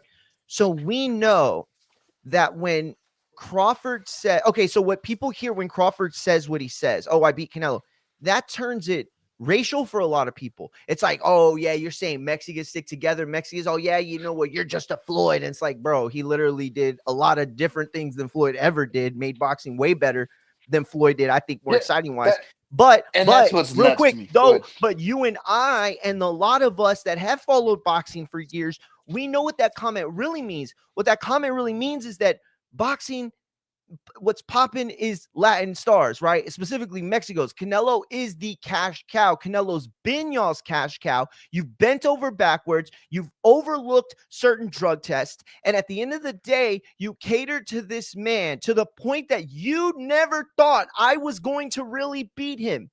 So you're mad. You're mad that you lost the belt. This is, you know what? Let me tell you right now, if Mauricio Suleiman could go back in time to the Crawford Canelo fight, he would have Vince McMahoned his ass to that fucking ring announcer, and he would have said, ring the fucking bell. Canelo just won. Crawford quit. And just fucking Montreal screw job that whole fucking bitch, right? But so this is where this is why I said this beef. This is why I say Crawford is just a pawn in a bigger beef. He couldn't Montreal Screwdriver. You know why? Because he wasn't the lead dog there. Who was the lead dog in that fight? Canelo. That's what I'm saying. Nope. For Canelo. Turkey Alex Sheep. Oh, let me hear this conspiracy, dog. Go ahead. Who put all this together? Turkey. Who got the bag? Delivered the bag to Canelo? Who? Turkey. And you know what? For all this too. Look, listen. He's not a newcomer. Let me tell you something. This fight, if this fight proved anything to us, because what remember, what did it prove? Because remember, but a year ago, Crawford was saying Canelo was too big. What it proves is the eye for boxing that Turkey Al-Sheikh has, because he said, "No, Crawford, you can beat that guy. I see it." Bro, and you turned what sounded like a beautiful soliloquy into gobble on Turkey. Really? This is what you had? You literally had me on the edge of my seat, and then you just glazed Turkey's matchmaking skills? Tell me where it's wrong. Because look, I don't buy that he's... Okay, go ahead. I'm sorry. Nobody but Turkey was thinking Canelo Crawford. Not a soul. No. Even Crawford himself. I think nobody but Turkey could actually make that a reality. I don't think so. You don't think if Oscar could have just put on Canelo Crawford, he would have? You don't think if Eddie could have just put it on, he would have? So you don't think Netflix and Jake could have got that deal done? They were fixing to have Canelo and Jake? Yes, 100% they could have got it done. Oh, yeah. Okay, I see what you're saying. Yes. No. Again, that adds to only Turkey would have the bag to be able to go up against Logan. But Man, dude, you're saying a listen, lot right here. This is a really, man, I li- wish that we had more boxing heads listen, on today because listen. this But is really also, it's good. not just that he had the but like, I, let's be honest. Even Canelo said it. Turkey, your uncle Turkey. Turkey's going for you. Turkey wants you to win. Turkey's not investing this to Ooh. lose. Yo, that's crazy. That's really crazy.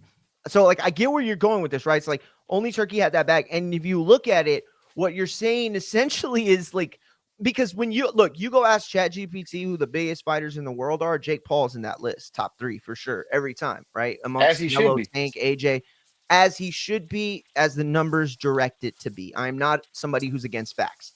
That said, though, he's an entity separate from everything else. Despite his, Hmm. work with DAZN and all that and Netflix, he is an outside entity. I was literally Turkey. It's been Turkey versus everybody, and he's been winning because that bag is literally it's like a bottomless money pit.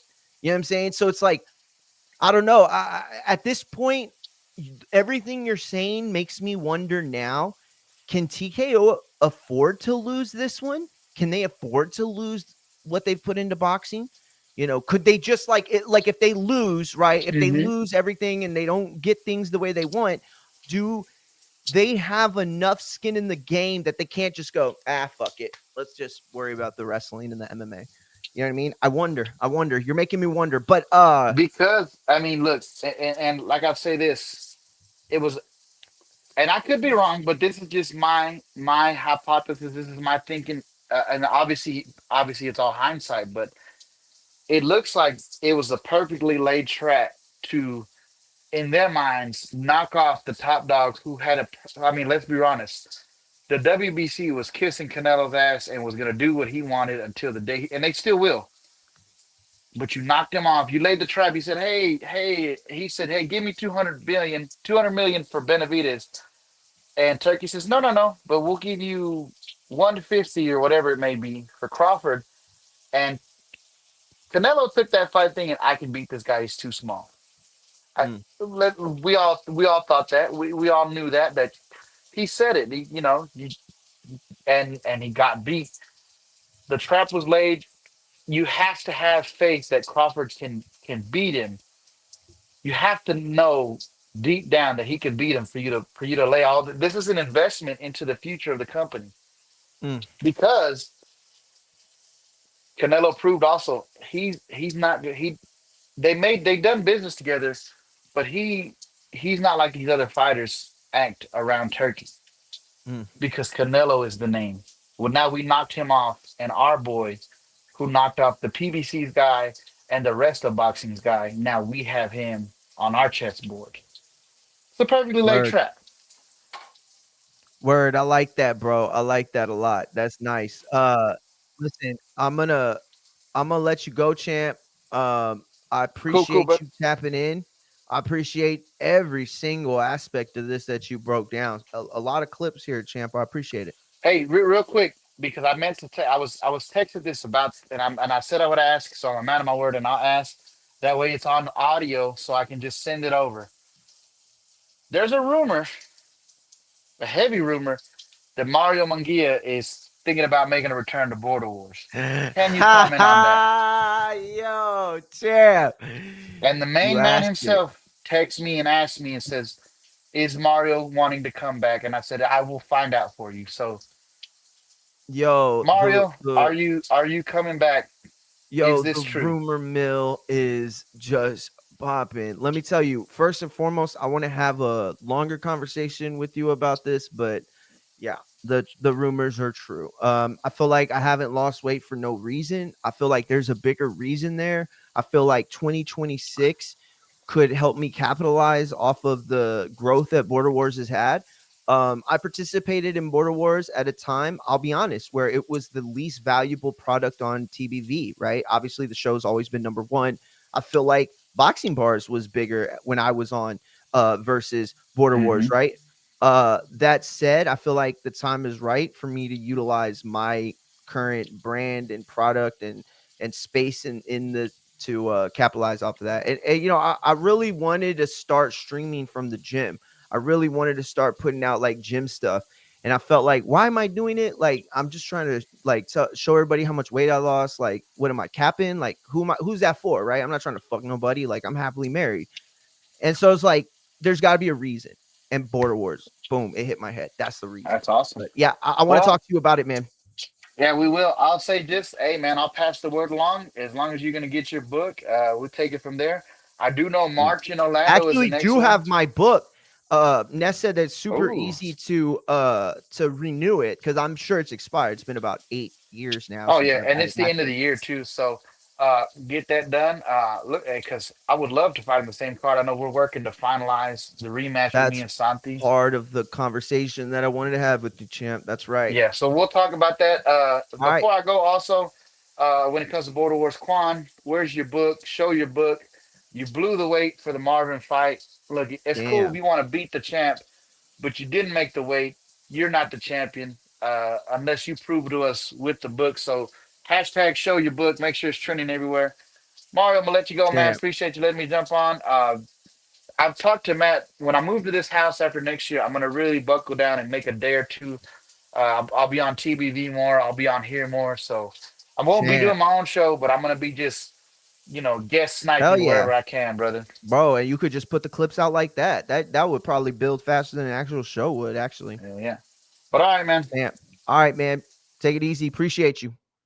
That was Super Mex. All right, the champ of all champs. Shout out to Cody Burris in the chat. Said, don't forget on YouTube tonight. Yeah, bro. I'll be honest. I've been seeing those clips of the John Cena interview, and man, I've been wanting to watch it. I really have been wanting to watch it.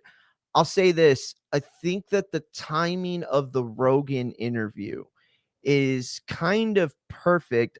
I wish he would have done the interview like 2 weeks ago, right? Or like whatever. I forget how Rogan schedules his shows. I remember I think he books like a week out or like 2 weeks out.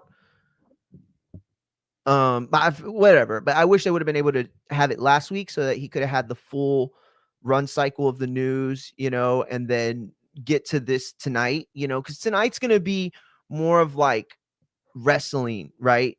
As opposed to what that show was with Rogan, which was kind of like a free for all. Yeah, right after WWE Raw, the interview drops. I will super be tuned in, and then we'll definitely discuss it tonight. Hold on.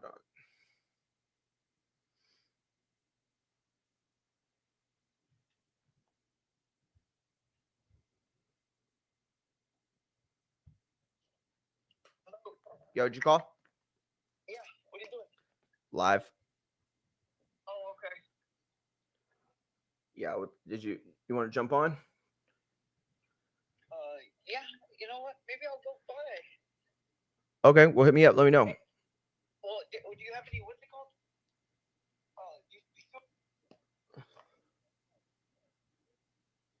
Yeah.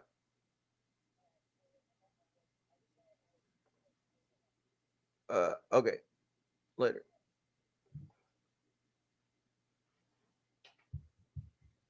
All right. All right. Anyway. Wait, where the fuck was I? I was about to.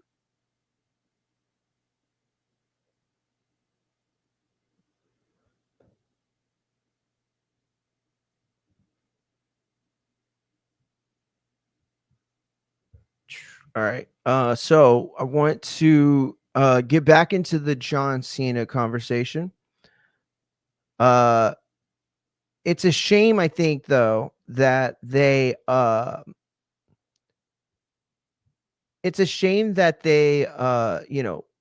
utilize all of his dates. I think it would have been nice to at least get like some sort of face off with Gunther. I knew from the moment that this was like the way it was shaping out, it wasn't going to be what I hoped it would be. It wasn't going to be what I think a lot of Cena fans really want. That doesn't mean it can't be great. That doesn't mean it can't be a fitting tribute, right? That said, I don't know. I don't even know how much the match is worth without some sort of like initial face off or promo or segment together, even if it's like a pre-clip. Uh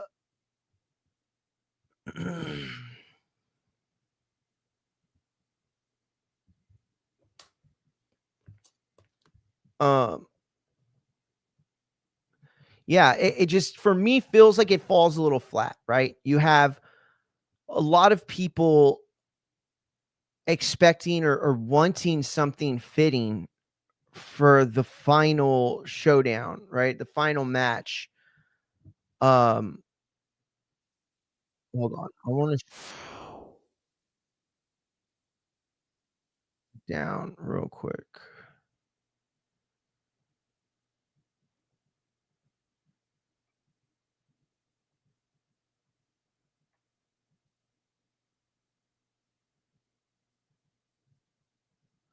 Damn it, that's not it at all.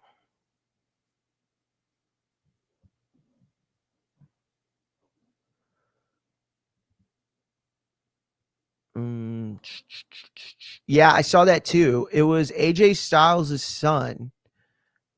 And it was who else was it? It was John Cena's dad. We had talked about it earlier too. Because no, not John Cena's son. It was AJ Styles' son. Yeah, that's who it was. And that's why we were talking about it earlier too. It was like AJ Styles is in his final run, right? And I don't think it's gone very well, but I also don't think it's really had its run yet. Obviously they want to finish the Cena retirement run before it's too late, right? Before it's doesn't work anymore. They want to finish it up. That way they can move on to the AJ Styles stuff. And I'm assuming, there's going to be like a Good Brothers reunion at some point. It's just like not going to hit all the same notes, right? I would much rather prefer that AJ do like a final, even like if it's like a 6-month run, outside the company, just to like pay tribute to his New Japan stuff, which I really have always appreciated so much. I don't know if we get it. I don't know if he's even somebody who would be willing to do that, but they're still.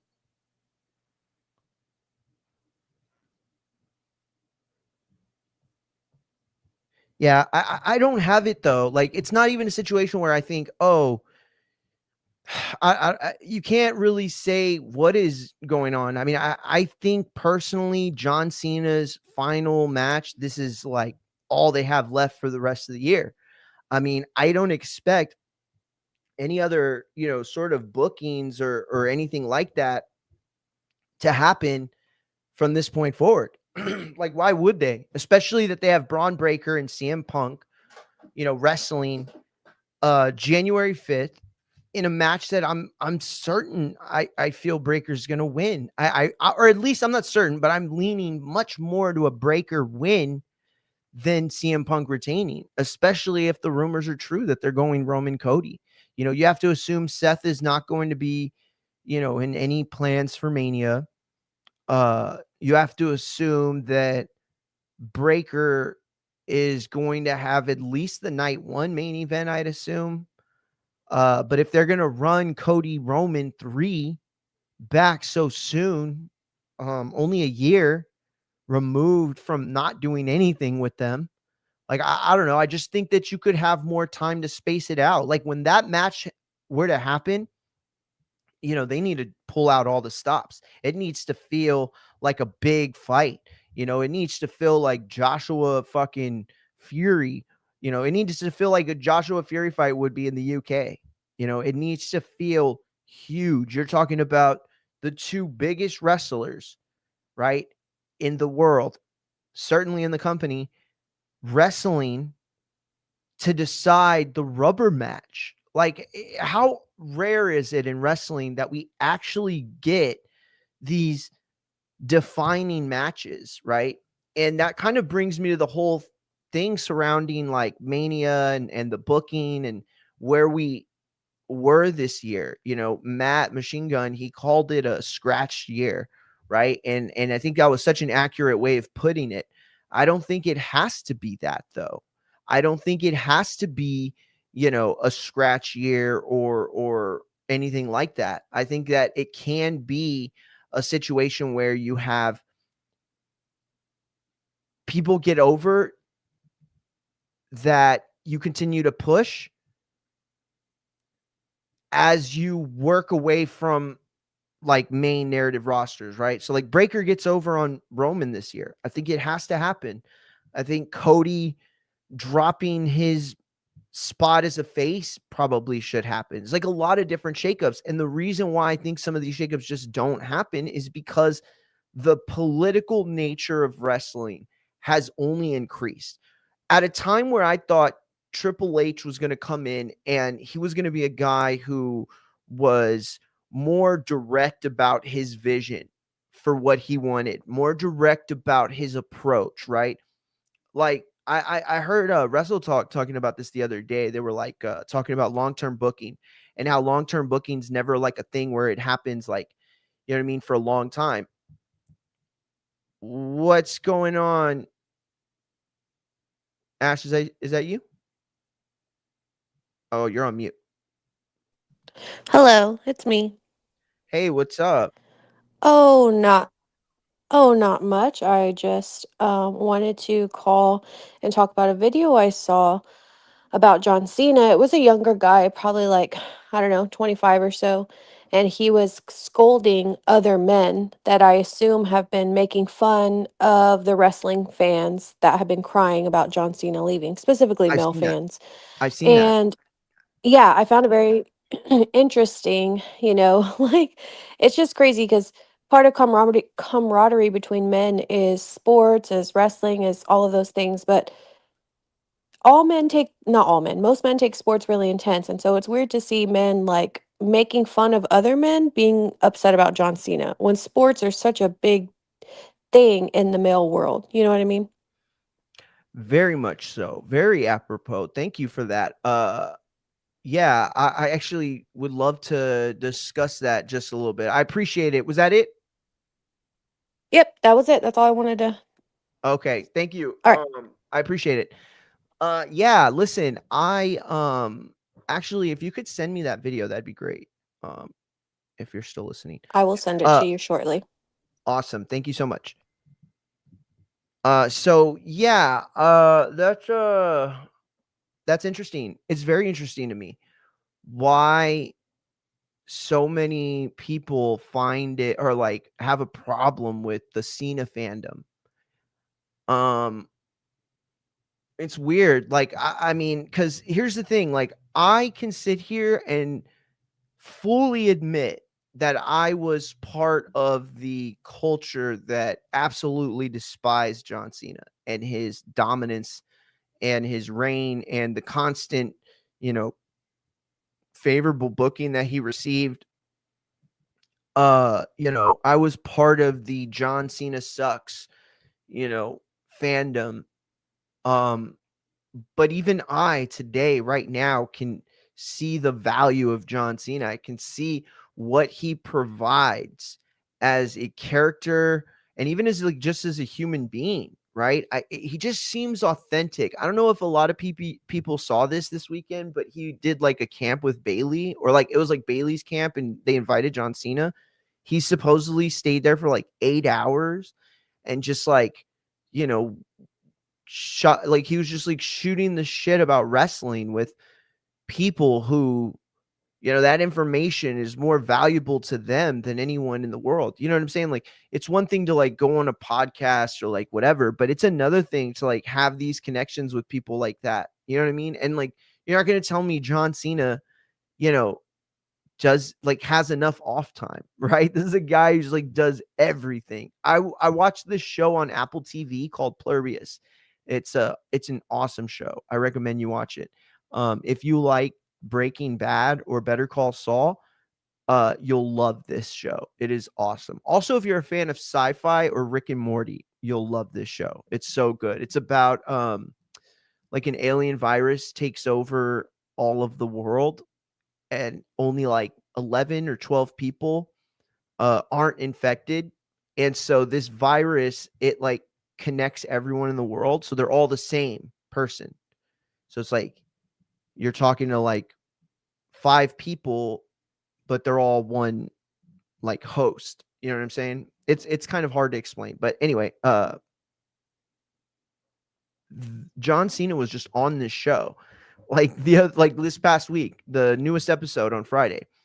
It's an Apple TV show. He was just on it, you know, and he played as himself, knocked it out of the park. He was hilarious. And it's like this dude just shows up to give his weekend to a bunch of upstart wrestlers, you know. That says something, I think, about the character. And especially when you look back at our heroes in wrestling, you know, guys like Hulk Hogan who, you know, they really weren't everything we thought they would be. Or he didn't live up to the character. And who could, right? I mean, that character is like ridiculous. It's like the American hero guy, you know, and really nobody's ever that. But like, you know, guys like Ultimate Warrior, it's like all your heroes like at some point let you down for the most part. And I just can't imagine John Cena's really let many of his fans down, you know. So to make fun of dudes that are or girls or women or whatever, kids, whatever, that are finding this week emotional, I don't know. I think you're probably the one that's like sadder than most. I mean, I don't know. It's nice to care about something that isn't like rotted in corruption or bullshit. You know, like to just for a moment take a step back and like live in this fantasy world for a couple hours, you know, each week. There's nothing wrong with that at all. And I don't know, maybe it's the thing that keeps people sane, right? Maybe the people that are fucking nuts are the people that make like politics their entire fucking life or their entire character, right? I saw this girl who she did a spot. I forgot what show it was. Dude, she was like a psycho. She's this woman running for office in Texas somewhere, like a fucking nutbag, you know, like just like saying things that people, you know what I mean? Oh, I don't know if people heard what happened this past week with Dan Bongino, and like everybody was talking about how like the dude who did the Washington pipe bombs, right? And like back when he wasn't the assistant FBI director or whatever, he was saying how, oh, you know, the FBI is hiding all this shit and blah, blah. And so they asked him about it. I think he was on MSNBC or Fox or something. And they asked him about it. And he was like, well, you said this. And now you're saying like, oh, the FBI is hiding nothing. And he was like, well, you know, back then I was on the media platform. You know, back then I was in the media. So that was more of an entertainment answer. And it's like, dude, people believe your bullshit. People have no idea that you're just doing this for entertainment. I don't know. In a world where people lie all the time, it's kind of nice that John Cena is pretty much exactly what he presents. I don't know. Maybe that makes me a mark. 28 minutes until the countdown to Raw begins. Champ Cody Burris always letting us know where we're at on Mondays. I'm going to go ahead and tap out for the day. I'm covering Raw at 7.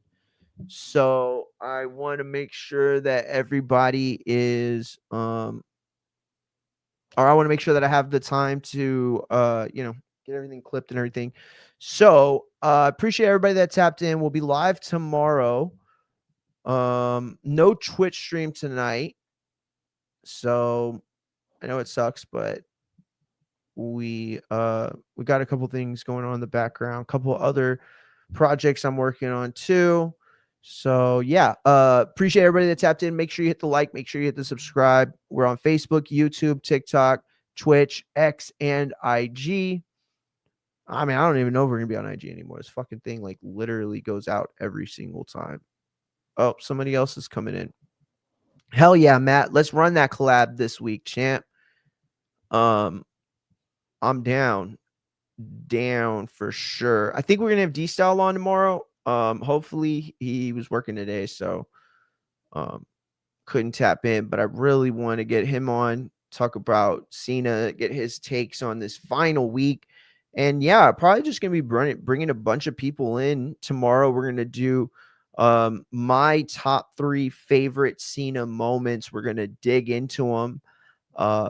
Some of my favorite runs. Nah, I don't think so, champ. Send me a link though. If you send me a link, I'll look at it. But yeah, so we'll tap in that with doing that tomorrow. Appreciate everybody that tapped in. Hit the like, hit the sub, hit the follow. Please share. Yeah, and until tomorrow, peace.